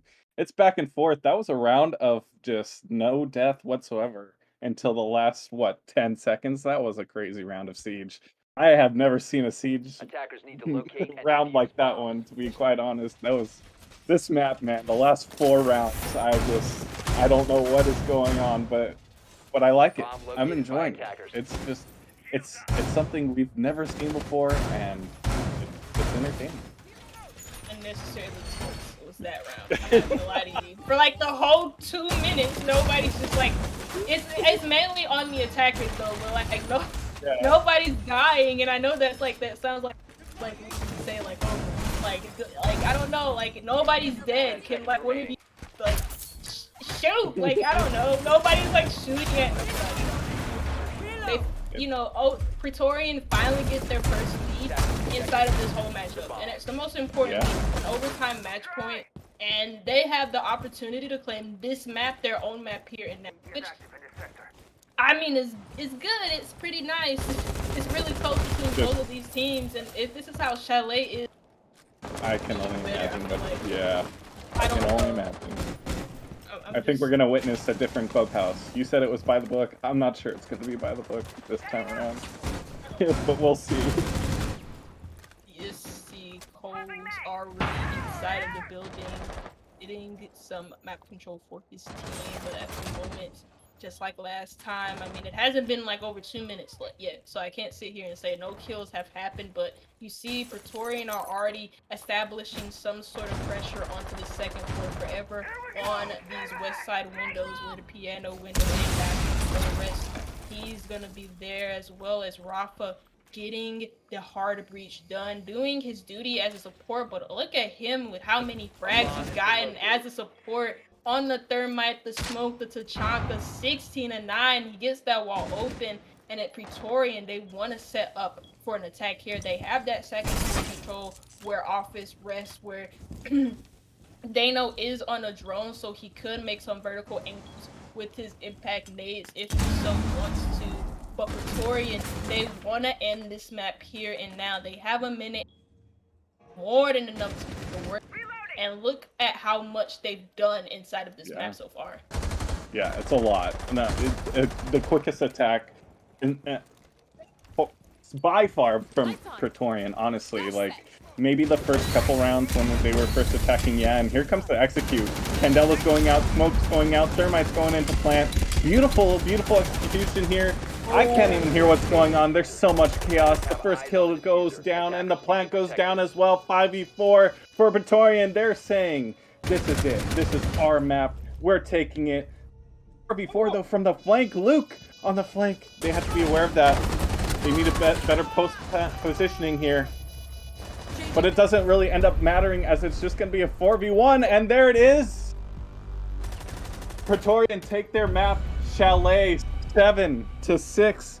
But in what, like, that's supposed to be your map? It shouldn't be like that. It shouldn't be such a close map. There shouldn't be those mistakes going on, but they take it in the end. I was going to say, like, could you imagine being, Ultrac going this far just to I mean lose? But if it was Praetorian on the other side and they lose and it's their map, you're going into Clubhouse where Ultrac has picked that, and you obviously know that they're well versed. They probably know that map to a T. I mean, everyone does really, but from what we saw from that Chalet alone, it was not textbook Siege. It was something out of left field. It was things that I have not seen in a very long time, or at all even. And that's what makes Siege entertaining. That's what makes watching that entertaining, is like, I don't know if it goes to overtime if we see those mistakes. Do you?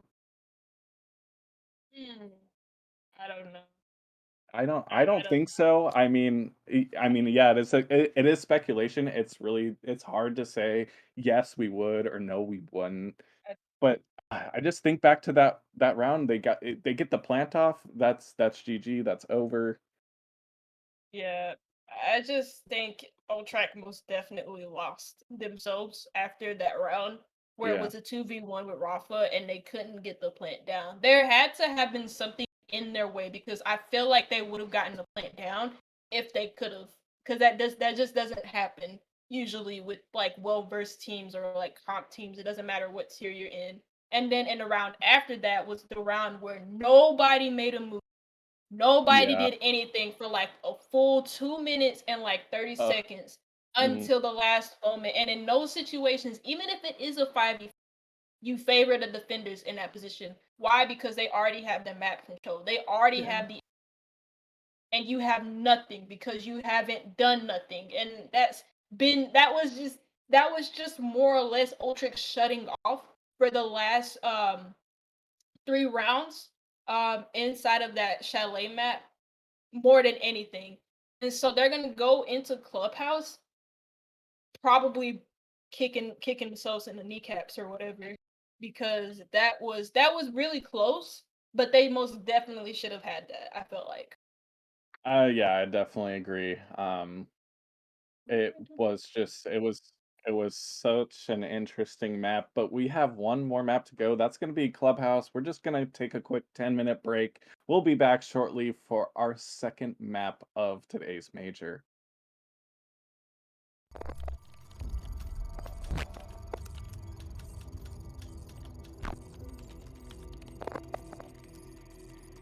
Now gets taken down. Creed, he's on a tear right now. It looks like it could be a flawless round, but never mind. F2 takes those words right out of my mouth and shoves them back right in my face. F2 nearly gets a second flick and actually takes down Adrian. Still thinking on discount, however, takes down Pit as now F2 he's gonna need to ace clutch. He gets the third. That's diffuser down on the floor. This does not look likely, but if anyone can do it, it is F2. He's gonna swing round, takes down discount, but GNX with the swing. F2 Get all of them and ooh! I saw it be very deep. Crossfire through the hole and the angle through there. One more pushing Will Smith by the third. Yes, he does. The first round is all on splits. God is doing insane trophies. I've got so hyped at the first. Yeah, I mean, 40 seconds left. 4 these remaining attacks. They're trying something in this round, and they're still hunting down splits downstairs. And discount, he goes down. It's Creed all is on Creed. right now. Oh, never mind. I cast cursor. My bad. Well, especially when you have the SMG11 and the shotgun like this, it definitely is very winnable. Especially when F2's not worked, puts you wrong way, and the smoke grenade is able to take down that kill PG in this round. But the plant goes down. Creed, is he aware of the position? But he's just going to have to try and hold this angle. But he peeks slowly, and that's going to be the end of it. Creed's one amazing clutch there. Then instead, they're going to move into Jim. Hunter getting aggressive, comes at the perfect time just to catch out discount. Sledge tucked away after shooting, went for that reload. Got to careful, the pin being pulled out below. So dropping down the hatch, finds himself a double kill. Adrian fully picked to find a third kill. That's Thermite, that's the diffuser. But I mean, Hunter. Give him the ball. Give him the ball back. So takes the ball there. That will be a level. That will be one of the best plays. Thermite doesn't have to do it. Find one. On to 10. On the window. Go for the swing. Split's going for the pre-fire. Discount on the prime, but the 1v2, the 1v4 clutch, so winnable. All in the hands of Splits. Have to go for the hatch drop. We'll have Adrian pushing up. He finds the headshot. Will he make the 1v4? He's on 1 HP though. He knows the member is lower main stairs. He can give the defuse if he wants to, and he could stick it. 8 remaining. Creed will go for triple up. Stick it though. Really go for swing. Splits has to find the kill, but dropping back is wasting so much time. He could possibly stick it though. Creed's gonna be able to sprint up the stairs. Time's ticking. Finds the kill, but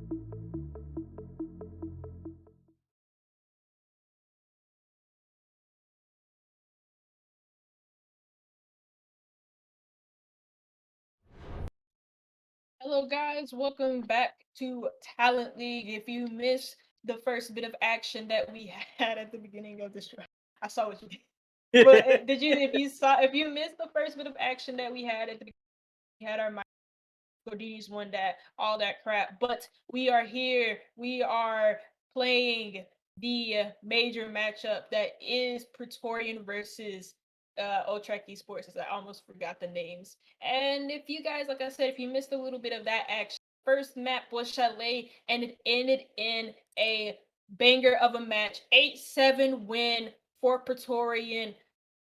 When it looked like for the most part, Ultrac had that.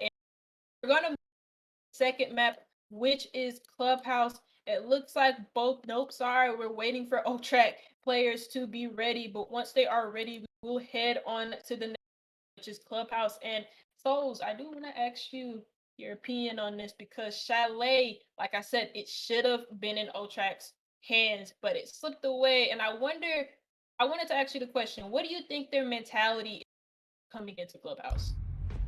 I think they're going to be comfortable. It is their map pick, so I don't think it's going to throw them off too much that they lost the Chalet. I mean, both teams had mistakes last map, so it's not like we can only, blame Ultrac. We can't only just blame Praetorian. Both teams had their mishaps. It just ended up being that Praetorian won out their map choice. Um, do I think Ultrac should have won that map? Yes, but I think they're gonna be strong, hard-headed enough just to be like, hey, you know what? That's only map one. This is map two. Like, let's just play our game. This is our map. Let's get it done. Let's not have any mistakes. And I'm sure that's what they talked about during the break. Is just like, hey, you know what? We almost took that map. It was their map. We just had a couple mishaps, one more than they did, and that's why they won. So I don't think it's gonna affect them too much. We'll see if it does, but I doubt it will, as we're already in the map bans. Habana is kind of an influential one. It's gonna make that basement take for attackers that much harder, just because you cannot get the every patch open unless you have an ace and a mav. But it'll just be that much harder. Kaid's gone in a way, so it'll be just a bit easier to get those walls open, those hatches open for that basement site and the top sites as well. Wamai's gone in a way as well. We've seen Jaeger and Wamai, so just those projectile operators that deny sorts of things like smokes and nades and flashes mostly have been banned for this major match. Yeah, interesting to see both of them banned, especially the one my being banned on Clubhouse. Usually teams would Attackers need rather to go locate for and a defuse as a many bombs as Kaid they ban can. over a Wamai ban, but I mean, or even with Kaid. Oops, sorry. So they have the Kaid ban partnered with the Wamai ban, and that's actually going to be very, very, especially for this current site that we're on, mainly for holding that rapid position. Obviously, you can bring the Jaeger and use the ADSs in order to counter the projectiles that would come in. But I feel like Wamai would be better because he has those rechargeable Wamai discs, and he could hold on to that with those rechargeable Wamai discs for God knows how long. Yeah, as long as you want until you feel like you want to throw one. We see Bandit being brought out just to help with that, wall denial. I don't know if that's gonna be really that much useful since Maverick is being brought. Maybe Mute as well, just to help Bandit out just a little bit, because there is that drone hole right next to, the default wall. So I think it's just going to be a set and forget. Just throw it on there just to waste 10 seconds of the attacker's time, just to fall away. Because I don't think bandit tricking is going to be useful until maybe his rework comes in, and it's really not even a rework. It's just you can put 2 batteries on one wall instead of just one. Oh, it's already live? Okay, so we'll see if he decides to maybe bandit trick potentially, but they already have that Mav wall open, and they already have it to where they opened it up, so there's no reason to put a bandit battery on that wall anymore, as bandit's already far and away roaming with his Nitro Cell to see if he can get any vertical play. Luke trying to look over this site to see if he can find the one playing in Rafters. Bambi roaming just a little bit towards that master side of the map. Is Cole's gonna find this pick on the repelling player? I doubt it. Prophet taking a bit of damage from that blue window. Looks like they want to try and push this garage side towards where that laser gate was holding. There's two roamers, Maluzi and Bandit, on the bottom floor. Let's see if that plays any sort of influence into the round, as I don't think there's any sort of hold or anything in terms of the attackers having any sort of map presence so far. They're just trying to work the outside of the map to see where they want to actually push in from. It looks like this bottom rafters hold is going to be where they decide. ADS goes off and is burned. Nades goes out and only takes a little bit of damage of Cole's. He's still going to persist up here. Is he going to find any kills to go with it? This is the power position for this site. The attackers know that. They're going to try and get him out of here. 49 seconds left, though, and they still have to kill Coles. I don't think it's going to happen. He's not showing himself to anyone. Gets the kill all. Is he going to get more? No, he doesn't, but good shots from there, wasting the most time. 30 seconds left. They do have the control they need to try and get this plant off for Ultrac, but I don't know. With that little time left, the defenders are going to have the angles to be able to counteract this. Is Luke going to be able to get the plant off? Smoke has all three of his canisters, and he's going to waste them right now, right here. So they cannot plant. Nitro goes out and gets one. 10 seconds left. 3v3 situation, 2v2 situation. A bloodbath is ensuing. Luke is a one health warrior. Is he going to get any kills? Is he going to get this plant off? Plant is going down, but to no avail, as the defenders do take the round. It's not that convincing of a push or an attack from Ultrac. They did get that server wall open in order to have some sort of avenue inside of sight. But then after that, they did this on Chalet. They slowed themselves down. There was nothing really in their way yet. I talk about the ADSs that were in Garage. They have the utility to deal with that. They had the bug throwing up flash grenades in order to burn it, and you have your Maverick down below with frag grenades in order to like throw those up there at that position as well, in order to either burn a kill or force that player into the line of sight of another player that's maybe watching the rafters. Ultrac didn't do that. You know, they were really, again, like I said, very underwhelming attack. It looked very as to how they wanted to push it. Stizzy not even looking at the player who's looking directly from Raptors. That was amazing, like in a bad way. That it was awful to watch, and hopefully it won't happen again, because 10 seconds to go. this is Ultrac's Esports' map pick, for God's sake. So they need that needs to be a little bit better. This is only the first round, so I can't really be that harsh on it. But the reason why I am is because I know it happened on today, and I'm scared that it's going to happen to them again on Clubhouse. And Clubhouse is an even more defender side of map than Chalet.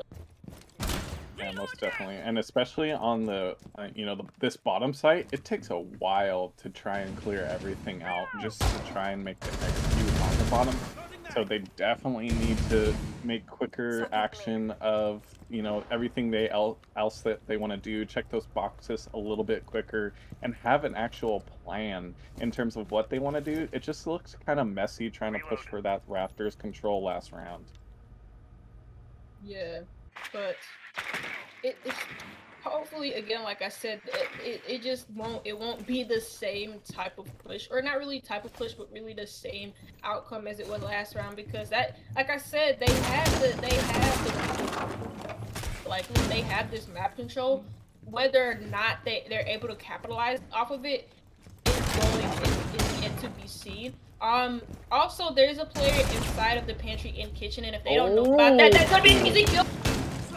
Is there, and he takes the head off forever, and that's your Rooney down. That's a meta advantage, and they still have this map control, and they're establishing more. But Luke himself gets shut down from his own buckles. Not really shut down completely. He's shut down, but not out. What the hell was that? Impact grenade, Coles! Absolutely, I don't even know. He just Baganti is there to confirm the kill off of an assist from Coles. A 5v3 man advantage from for Ultrac Esports off of some mishaps, some terrible misplays from Praetorian, and they have, again, like I said, they have this map control to work off of. They have their buck is still alive, as well as their sledge. They have so much in their favor, so much util to work with. It would be a travesty if they lost this round. 50 seconds left, and so they really have to think about trying to make this execute happen here, now, and very soon. Smoke has all of his canisters, and another one falls. Bambi dead and away for this round, 2v5. It does look like they do have... Where's the diffuser? They don't even have the diffuser. Okay, they have the diffuser. Okay, let's all exhale. 30 seconds. They really have to have this execute flawlessly. Attackers drop the diffuser. That's how Smoke covering off some line of sight. Rafa is able to find a kill. The drop has to come down. 50 seconds left. Rafa finds a second. Oh, here comes the trade. Moto, the plant finally go down, but Rafa gets shut down by Prophet. I baited y'all into. Y'all thought he was gonna get a kill. No, Yeah. Prophet is there, and it is a round for Ultrac Esports. 1-1 is the scoreline. Still very, very early to. It's very close between both of these teams, but we do most definitely have a game in our hands, or on our hands. Not in, but on. What a stressful round. So unfortunate. You just threw the impact on an already impacted wall and took all the damage to die. Oh, that just, it feels bad. I really think, you know, Praetorian had that round and lost. We've seen a lot of that where the team has the advantage, probably has the round, and then they just kind of like shoot themselves in the foot. Yeah, that just wasn't ideal, but I mean, to be honest, again, Rafa, like I said, if they draw this match, if this whole match is just drawn right here, right now, whether, like I said, whether Praetorian win or draw, whatever, Yeah. I repeated myself so many times, but like Rafa should be the MVP inside of this.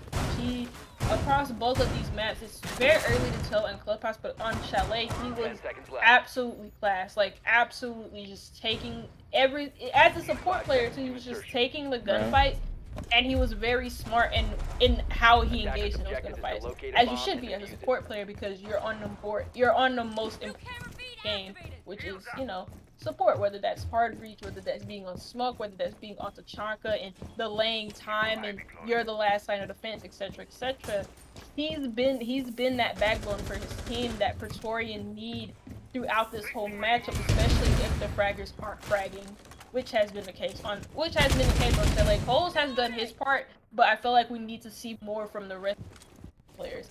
More specifically for Ever and Dano, or even Bondi even. Yeah, hopefully they can just kind of hone it in back together. They did pretty well on their last map. Maybe they did start slow as well, but a slow start doesn't really help, especially when it's Ultrac's map pick and they are starting on the attack. Yeah, it's a defender-sided map. But when you're tied 1-1, and we've seen just, you know, how both of these teams just counteract each other, you can't really say that, you know, one's looking better than the other currently. We just have to watch a little bit more of Clubhouse to see how it all unfolds. And with 1:40 left, it's just another dot your I's, cross your T's, get the vertical angles, as Praetorian decided to re-choose the last site that they lost on to see if they can fix their mistakes. And so far, so good, as everyone's up and alive.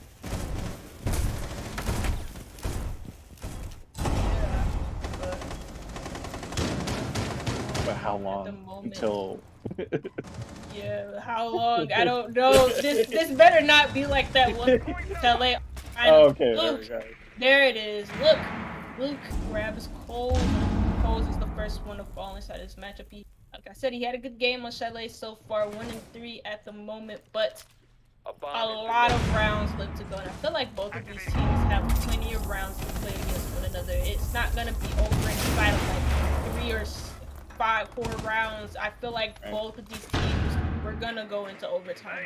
I hate to call it like that, but I feel like most definitely our smoke grenades are gonna be expended by Rafa as he tries to waste so much of this Ultrac player esports' time, which the smoke grenades aren't even doing that. Ultrac esports have slowed down exponentially. They want to make this push as perfect as possible. The user is in the hands of Easy, but at the moment which site are they even going to push? Are they even near site? 15 seconds left to go for the attack. Yet again, we've been in this position before where they do slow themselves down. Luke is able to grab a double kill on the round for him. 5 seconds left to go. See is site. Drop the hatch. Planting the diffuser. Another kill. This time for Stizzy on the crossbow as he doesn't even have to. Almost going down. Kill. And second round for Ultrac Esports. Once again, a close call on that bottom site for Ultrac, but they get the job done. They plant the bomb, they take the round, and we saw last map as well, Praetorian deciding to go back to the site that they just lost and then lose it again. And we just saw it there once again. And it's not to criticize them, it's just we saw it Ultrac, not flawlessly, but pretty much dissect that defense the first time around. Not easily, but enough to win the round. And then the second time, they did it even that much smoother and got the round win. Yeah, only 5 seconds left. That's not ideal, but you know, Clubhouse is a map where it's the defender's job, essentially, to waste that time on this map. So, you know, it's going to be one of those 20-second metas kind of deal. You know, it's going to take the attackers a lot of time to make sure, like you said, have those executes be perfect. Yeah, and they did. At the end of the day, that was a perfect execute. Yeah. Whether or not it doesn't really matter how slow it was. They finally got that execute to work, and it was just off of the back of some tail play, but also the way they set up their push, especially with Stizzy on those flame bolts, getting a kill. Okay, this is not the best way to start off your attack. Ganty's the first one to fall, and that's actually your ace. That's your only hard breacher alongside Maverick. Now you have Maverick the one to hard breach, and he can do it. He can do Maverick trick where he Maverick's the top half, Maverick's the bottom half, and then he makes the whole wall. But Ganty is the main player to be getting this type of walls open. Not really only this wall, but also open up a little, a special type of angle inside of the garage that faces that window, and also maybe even get a crossbow open. Actually, that's Maverick. But he's supposed to really be there for that garage wall, and also maybe push towards that construction area, maybe even getting that construction wall where the Jaeger is pushing in at the moment. But again, that is a huge pick for Praetorian because, like I said, they removed such an important hard breacher, and now it's left Ultrac Esports depending on Stizzy on the Maverick to be their only hard breacher. Yeah, it's not ideal. Maverick takes I mean, he can get these walls open. It just takes a while for him to do so. So a guy like Ace, and you know, he spots the legs. Is he gonna get this kill? Yes, he is. I think so. Oh no, you can't see him. Okay. He knows where he's at. He's looking at the wrong hole. Dude, oh my God, Dino! He got him. That was scary. He should have shot a long time ago.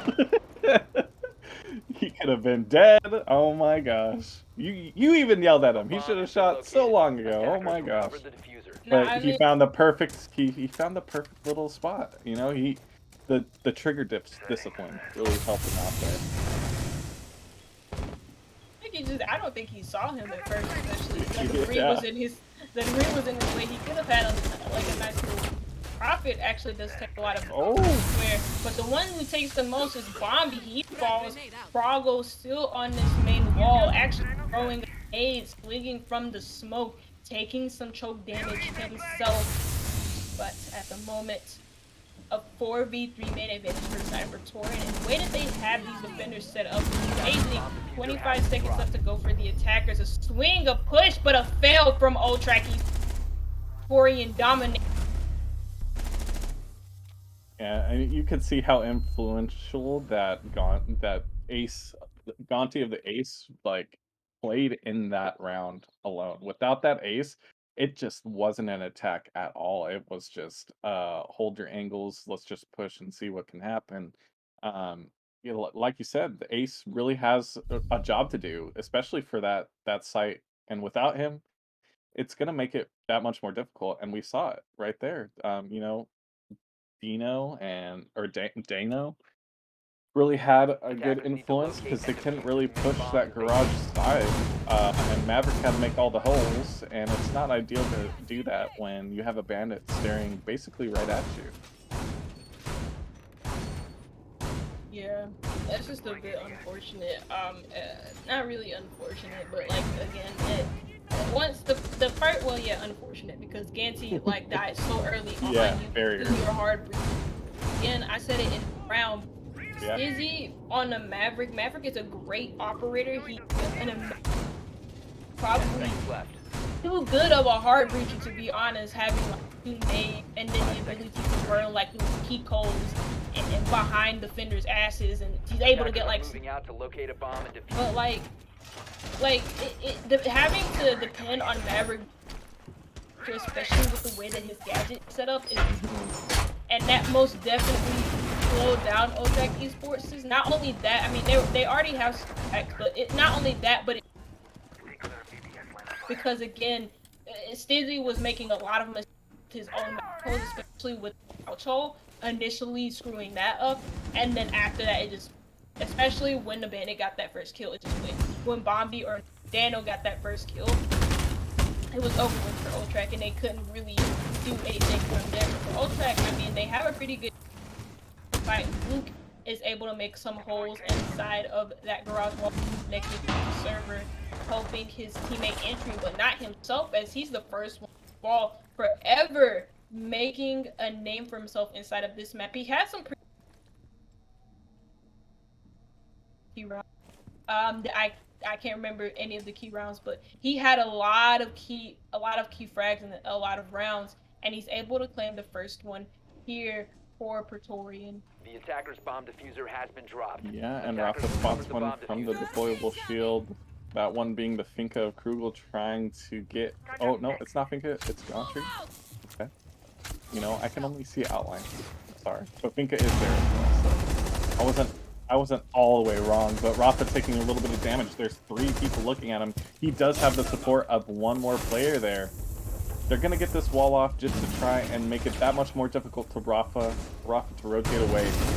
Holds is here for the assistance, but he gets taken down. Prophet's ready to go. He goes through the Seer Gate and gets that kill onto Jaeger, spraying through the softball, trying to get another frag. Doesn't get anyone but Donna right here, awaiting in front of his black mirror to see if he can get any kills of his own. Interesting to note that no one's playing on that hatch right behind him. He would have to probably vacate that position somewhere there. Prophet is on the way, and everyone is trying to push from this balcony side of things. So Mira's going to be able to persist in that area and just watch over the construction side. But I don't think anyone's going to push from that way. With 30 seconds left, the execute has to happen here to happen now. Just trading shots at the moment, but all Bart, no bite, Nitro Cell comes out. Maybe that could be the bite. Nope, it hit anybody. It's a swing from Dano, but a misplay from him is capital. Every trying to take position, but he is getting shot left, right, behind, north, south. Bombi able to grab a kill, traded out by Prophet. Could be an important frag for Forever. Like I said, he's good impact. He has to find now. Plant is gonna go down for Stizzy, but with some nice little overhead from Prophet, it may just be too much for Stizzy. Gets the spike down. Sorry, not spike, but the defusal down. Prophet is able to grab that last kill. The kicked in. Though this last round, or not the last round, sorry. Well, the round before the last round, before the switch. And it is Ultrac Esports to reclaim the lead. The round before the last round. Yeah, and it's like we saw last time, it's the same score line too, 3-2, almost a side swap. Are we gonna see a 3-3 and then we're gonna side swap? It's been just a back and forth affair here. You know, good round from Attackers need Ultrac to in that locate last and one. defuse bomb. A lot less mistakes, a lot better to execute. You know, they just really dissected the defense well, and we didn't really see that in our first matchup.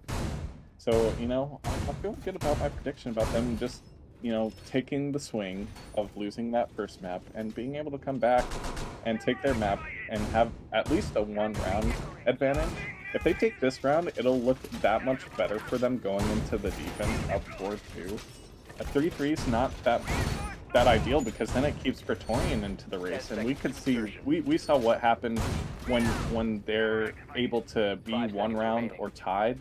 You know, they can bring it back into their favor, and it's not something Ultrac wants. Ultrac wants to take this round and make almost there's no chance for Praetorian to win this map, because that would just be unfortunate for them. They would lose out on points. Yeah, I mean, also putting themselves on a 4-2 lead is gonna bode well, especially if they're gonna switch over when they do make the eventual switch, which is after this round, onto their defense. And defense is the more favorite side on Clubhouse. Even with the attacking meta, the winning statistic when it comes to attacker win rate and defender win rate on this map has almost never changed, despite like the metas changing almost dramatically. The win percentages are like closer now. Still hasn't changed because defenders do have the higher win rate on this map, so they would be in such a good spot here if they're able to lead the being burned first kill going into Praetorian's favor as Bombi on the Mossberg is able to grab a quick trade, evening out the main count between both of these teams. A 4v4. Proggle has taken a little bit of damage from the player that he's on, so Rafa doesn't die with too much Vayne, but also the Finka can overheat if she wants to. A bulletproof camera is in their way, but for some reason, despite the Finka having a Con 6 and literally other utility in their way, they could just go ahead and knife it, but instead they don't want to knife it, and they're gonna let it get free intel on them, which is curious to say the least. But I mean, they got a good amount of map controls where they got cache, server, they got this whole east side of the map in their favor, as well as this wall open from Dizzy. And look at the angle that he had towards that where the mirror window would rest. So all Praetorian have to do really is watch this, or actually be careful of the hatch person from Dizzy if it does come up. And look, hatch has been popped, but if Luca is not careful, he might die. And Coles capitalizes off of that mistake from Luke. Luke is dead, and it's now a 4v3 meta advantage for Praetorian. Yeah, we see, you know, Gonti trying to push this side as well to get that late refrag. We'll see he takes damage from his helmet. He's trying to lay through there. I don't think you can get through there, sir. You got the vault over.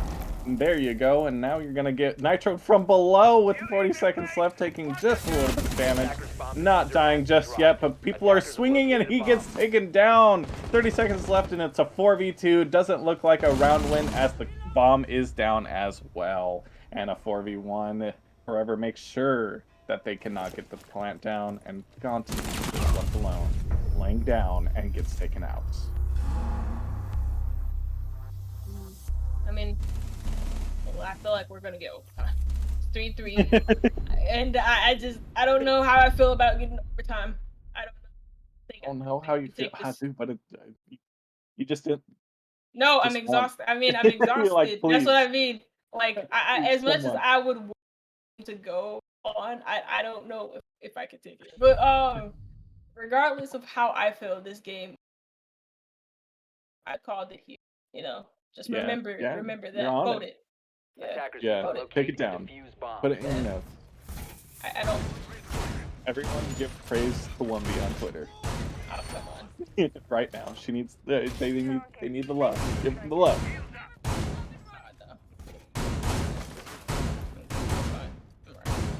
Anyway, no love for you.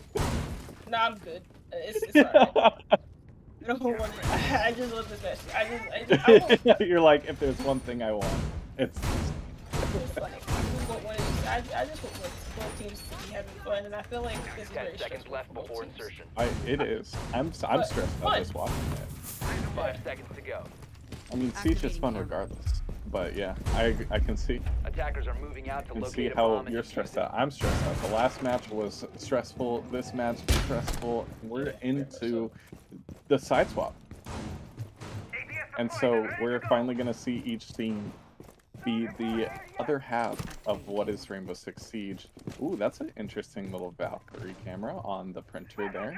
Probably going to try and get a nitro cell from below if anyone decides to drop that Attackers logistics have located a patch. bomb. Prophet's gonna just decide to play the vertical angles, but Cole's off screen gets the first kill, and Forever is already in. They're already in sight. What? Everyone, they're already in sight. They're planting. No way. It's a 5v2. Oh my. What is going on Forever. here, Praetorian? You are insane. I don't think Ultrac was expecting that, but Prophet is gonna get a kill into their advantage. So it is a 3v2, but the attackers do have the post-plant positioning here. Luke does have one more smoke canister Attackers need to get, protect the diffuser. Position compromised. but there's just so many angles to worry about here. I'm not too sure they're going to get this retake. Forever gets the first pick. Valkyrie's looking the other way, and Forever gets the second. What a interesting round there. How many people were on site? It didn't look like a lot. Looked like 1 or 2 in cash, and everyone else was just not prepared for that. And Not at all. Praetorian just runs right in. Easy. Wow, that honestly, we didn't see that from any other round. That was the first round I've seen that much aggression from anyone inside of the clubhouse. We saw a lot of aggression in Chalet, but yeah, that was just get the wall, push, plant, Attackers need to and that locate was and what, defuse 30 as many seconds or bombs as less? they It can. felt really fast. Yeah, I don't really know how. They don't just even know ran in, how. they planted. Yeah. I think I didn't see it. Ultrac Yeah, Esports forgot what site they were defending. yeah, They just I think you're right. they completely gave that up. And it was not even just like the site itself. Also, surrendering garage is kind of Yeah, bad not on that yeah. site. Not even just like bad, just like actually absolutely down bad, horrific 10 type seconds to stuff. insertion. It was not. That's not good. And that's exactly what happened. It happened within like the 5 first seconds left that before that garage control was surrendered, and even then they got the wall open once Attackers they must figured locate out that and they defuse had the bomb. full control of garage and that there was no Ultra Sports player there. Boom, they just striked, and Yeah. they weren't ready for it. And I don't know if Ultrac was still setting up or whatever, but again, they weren't ready for it. And Praetorian, that's a good bit of awareness to capitalize off of that for the run good. But no, that's not even site. Sorry, I got excited. But no, they're gonna go down to the basement site, and I thought they were gonna lobby. My eyes deceived me, and they're now playing basement. They have some pings set up towards that strip club area, but the first kill actually goes into the favor of Ultrac Esports. And like I said, it's near that strip club area from Ganty, who's able to claim Forever, and that's your buck off the board. That's a lot of soft destruction taken away from this Praetorian attack. If not all the soft destruction. Yeah, actually, that's very There's true. no breach charges. That was their only way of getting any sort of. I mean, yeah, you can shoot through this, the soft floor, but it's gonna take a lot of bullets lot to of create bullets. any sort. Yeah, to create any sort of line of sight. So you're gonna have to open these hatches. With the 3 hard breachers you have on the board, you're gonna be able to do that. You're also going to probably be able to push down the main hall and get those reinforcements off on that church side of things. I think that's what they're going to opt for, especially losing Forever so early in the round. You don't have your vertical play. You really have to think about trying to throw your nade through the floor as well. That's an ideal situation to do, as now it is a 3v5 in terms of this round, and that's in favor of Ultrac, and it's gonna be probably a 4v4. A minute left. There's no defenders Bomb taken located off the by board. attackers. You don't have a heart. You don't have your Finca. You don't have a Attackers soft have breach, located a bomb. and you have 1 hatch open. That's not ideal. Yeah, that isn't ideal. Also, just them not getting any sort of picks, and Ultrac for the majority of this round have had the man advantage with no trade. And they still have every single one of their players. Dano is able to find a trade finally and it is off the rotation from the Hall. Oh, Dizzy is okay. also Attackers down, so dropped the just, diffuser. I mean, I said they couldn't find a kill, and they find 2, they find 3, they can find 4th, but for Profit, it is 2. Oh. Actually, no, it's 2, well, 1 for each for Ultrac Sports, and they do find the tie. That was, I mean, at the end of there, it looked really good for Praetorian. They got those walls open. They had some sort of hold in towards Church, but the defenders of Ultrac had better angles and they held it down. So here we are, 4-4. Your prophecy is coming true. As it does look like that. Teams are just going back and forth here. Defenders, protect your bombs from being No defused by one's really attackers. taking the momentum. No one's really showing me that they're gonna win this game in regulation. We're finally gonna see the bar stock site, so that'll be interesting. Castles being brought just to be able to barricade up those influential windows, like the one towards that billiard, the one that he reinforced before towards the VIP side of things. I'm wondering if they do have some sort of vertical play here as well, but 10 seconds left they before do open insertion. up that hatch, so Prophet's probably going to be playing up top towards Cash. Bomb We will located see. by attackers. They are also 5 seconds left. reinforcing that jacuzzi wall up top. So it does look like Attackers are they are heading going to out play to up defuse top a just a bomb. little bit. Hopefully not too much, as Bar isn't the best site to try and roam on. There's so many avenues to try and attack that site that it's ideal to have some people lingering around where the attackers can get those plants off.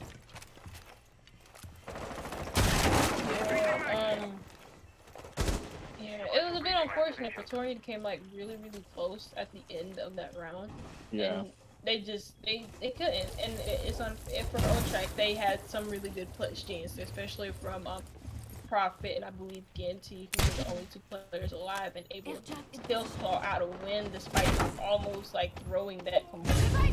But inside of this round for Praetorian, the map control has already been established. A minute has not gone by quite yet. And the interesting pick that I'm seeing at the moment is not only the full pick, but also Bombi on the Nomad, just to stop any aggressive pushes from Ultrac, but also any aggressive, or not really aggressive flanks, but any flanks in general coming in from Ultrac this morning. That's exactly what she brings to the table.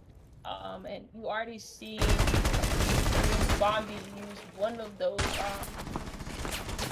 air jabs on one of the doorways that they were just facing inside the construction doorway that they were just facing, just to deny any type of rotations from Ultrac Esports. Yeah, he already got one off as well. He air jabbed, I believe it was the mute there, and then he had to set up another one just to cover that door once again. Just because he knows that someone's probably playing towards that construction side of things, and he doesn't want to have to worry about that later on inside of the round. But, as I say that, they're making good work of taking this map control. They know the location of at least one towards the billiard side of things towards that strip club. Prophet is on the main stairs doing a little bit of soft roam.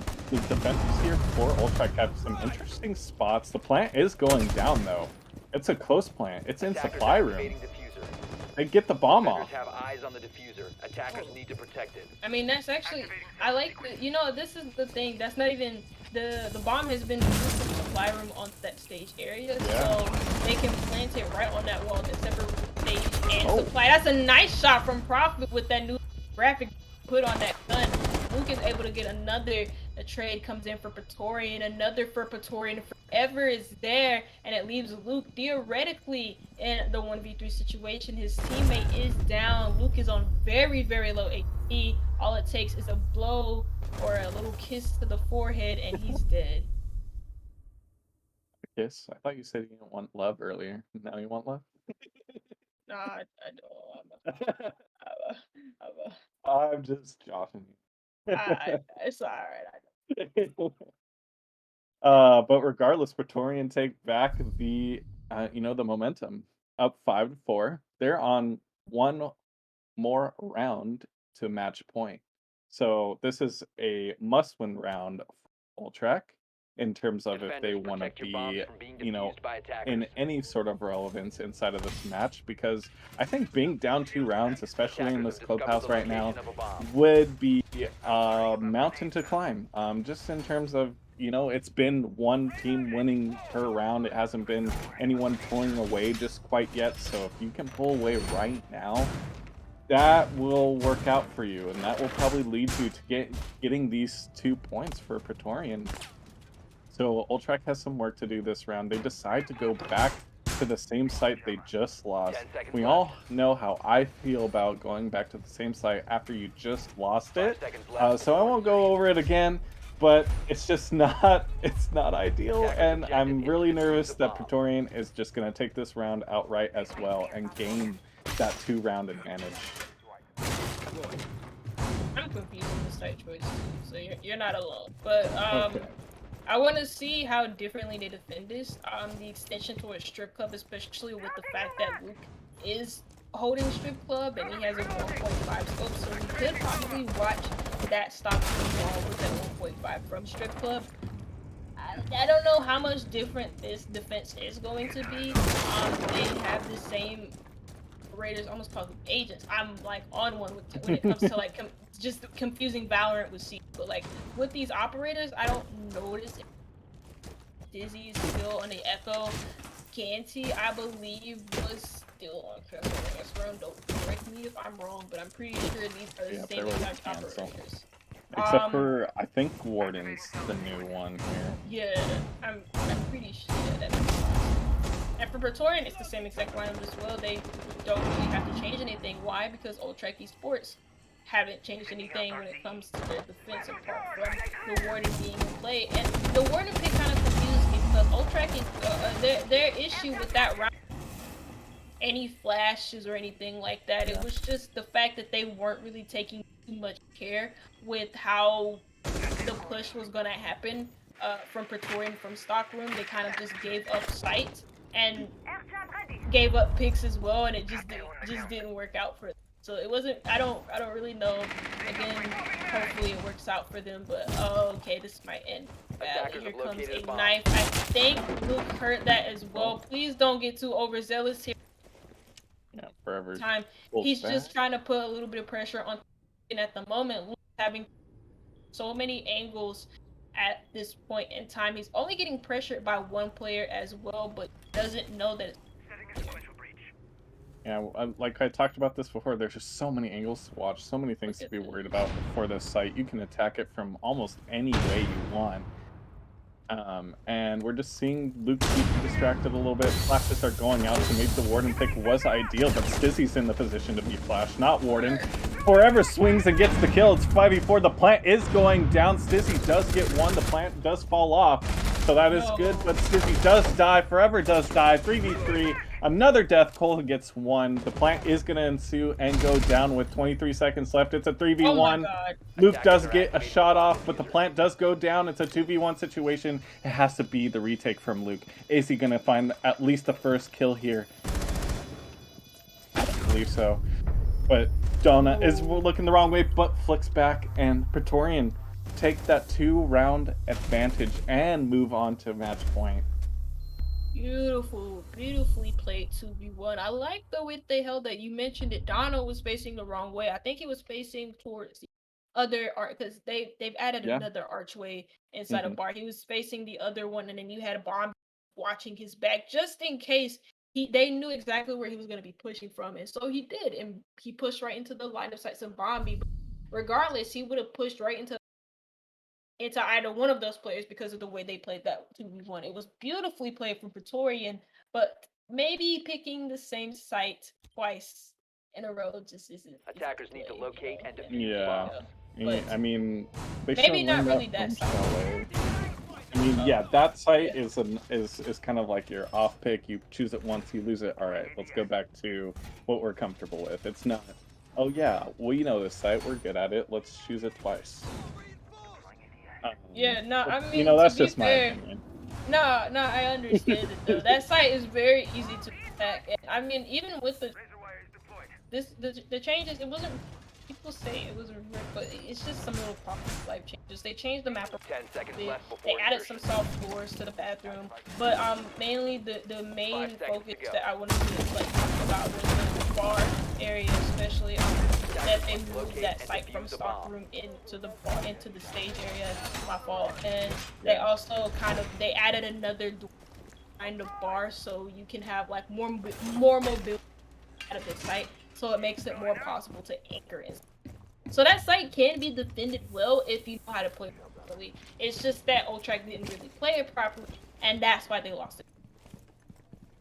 Yeah, typically you kind of want to try and maybe hold it from up top or something like that. Like, it's just too many angles in terms of like a linear attack, so it's not going to work out very well. Rafa gets this jacuzzi wall open, and he's going to drone in to try and find where the Malusi of Krogel went. We don't know. He's going to find out for us. So let's see. He doesn't really find anything just quite yet, but they will find the intel as Krogel does get droned out on the top of the red stairs, and he decides to fall back all the way down, back to where site is, which is the basement floor. But we do have Ganti here, Ganti, trying to see if he can find anyone sleeping, but does not, as he gets droned out as well. It looks like a time-wasting turtle strat from Ultrac this time around for this match point. They want to be careful. They don't want to give any free picks to Praetorian being on the match point here. They just want to waste as much time as possible. But Rafa is already on the second floor site, so he's going to look to probably get this hatch open, and he does. They're gonna look to capitalize off of this map control that they gained so quickly. I mean, not really too quickly, but a minute has already passed. But this is kind of like the average amount of time that's been wasted inside of this map, especially on attack. Like, we've seen Ultrac do this as well. Where we said their attacks are slow, but generally that's how attacks play on Clubhouse. They are slow, and so you see them, and you see them not only just like get this map control so later on inside of this map, but they also work in order to get this map control. A lot of droning on the second, and then a lot of elsewhere. And one of those things is actually going to happen inside of those secret stairs. And so if this Jaeger isn't careful, actually the Jaeger isn't the first to fall off. Oh my God, Bombi gonna get absolutely decimated by Stizzy. It's a nice shot from Bombi as he got caught out in a time. The timing there just wasn't on his side. The timing here, as it isn't on the side of PRETORIAN, and that first pick quickly traded out by Ultrac Esports. Rafa takes a lot of damage from, I believe, a smoke grenade and also some bullets he's eating from Ultrac Esports as they try and defend against his attack. He is the first one to fall. Cole is able to find it. Forever pushing Moto. Cole's finally falls. So does Forever. So does Dano. They all fall like a stack of dominoes. And it is Ultrac to push us closer into overtime. Do you imagine if Ultrac went basement instead of the bar? They wouldn't have had to be on match point twice. They wouldn't have to try and win another round. It would just be tied once again, or they would have match point themselves. But you know, regardless, they win the round, so good stuff on them. But this is still a must-win round for them. This is a must-win round. They're bringing Mira. They're going to the gym bedroom site. Nothing too crazy I'm seeing. Maybe the alibi might work out interestingly. I don't know, but it's just I don't. Why are they allowed to go back to the cash side? Do you think they just don't feel comfortable? As you know, we saw Praetorian attack that pretty well the first time, so maybe they decided, oh, you know, we want to go to gym because we feel more comfortable there. Do you think that's the play call? I don't know what's going on. I think it might be. I think they didn't feel comfortable in the fact that like Praetorian literally not on the side swap just pushed into cash. Oh yeah, into like super easy, way too easy. I think I was just gonna comment on that as well. I don't, because this fight isn't usually a fight. A lot of teams love Gym Bedroom. I don't like Gym Bedroom. I always thought it was probably my least favorite site on Clubhouse, just because of how small it feels to me. It feels like I have to do too much in order to defend like these two measly little rooms that hold the little bomb inside of them. They're right next. The bombs are right next to each other, so if they wanted to, they could just like just plant the bomb in between both of these things and just blow them both up. I don't know. Blow the whole map up. Do something. I don't know. I'm kidding. Obviously I'm trying to be serious. It's not. But here is this attack from Praetorian. They're getting this jacuzzi wall open very, very early. Under a minute, the thermite doing work. Rafa doing his job as support, opening up those walls, whereas the rest of his team are going to push from elsewhere. They just opened that wall as a little distraction. Their main push seems to be coming from, oh my god, sorry, from this east side of the map towards this server/cash room area where the first player is Prophet, and he's gotten just gobsmacked by a goddamn grenade. Prophet is the first one to fall inside of this matchup, and for Ultrac Sports and for Praetorian, it's a good early man advantage to playing for Bromby, a good kill for him on that nade. Reloading! And, nasty gunfight. Not in the good way, a nasty to claim that kill. There goes the trade from Coles, and again they had to A bomb has been lose located. it, and then they claim it right back. Right, and they still have the man advantage, so, I mean, all things going well. 4v2 now, a bigger man advantage as Rafa gets one off the screen.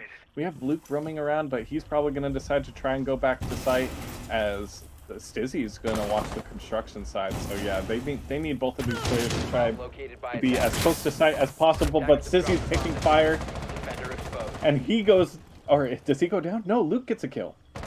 All right, that plays well, but Stizzy is on low HP. There is 40 seconds left. Praetorian still does have the man advantage here. Dunna has a good angle onto the site hold. Stizzy does get a kill on low HP, so it's a 2v2. The attackers are split as well, so this isn't ideal. Coles takes a little bit of damage. Oh, and he dies off of Luke. Dunna has to push and try and get these kills. Is he gonna get one heat touch? No way. A good headshot. Is he gonna get the other one? He has 18 seconds to do so. He has a lot of work to do. The defenders have called out of his location. He needs this kill, No! and he gets the kill! Oh my god! Wow. What a clutch. What a win. 7-5 on this clubhouse for Praetorian, and they get the full 2 points, taking the map pick from Ultrac and turning it to their favor.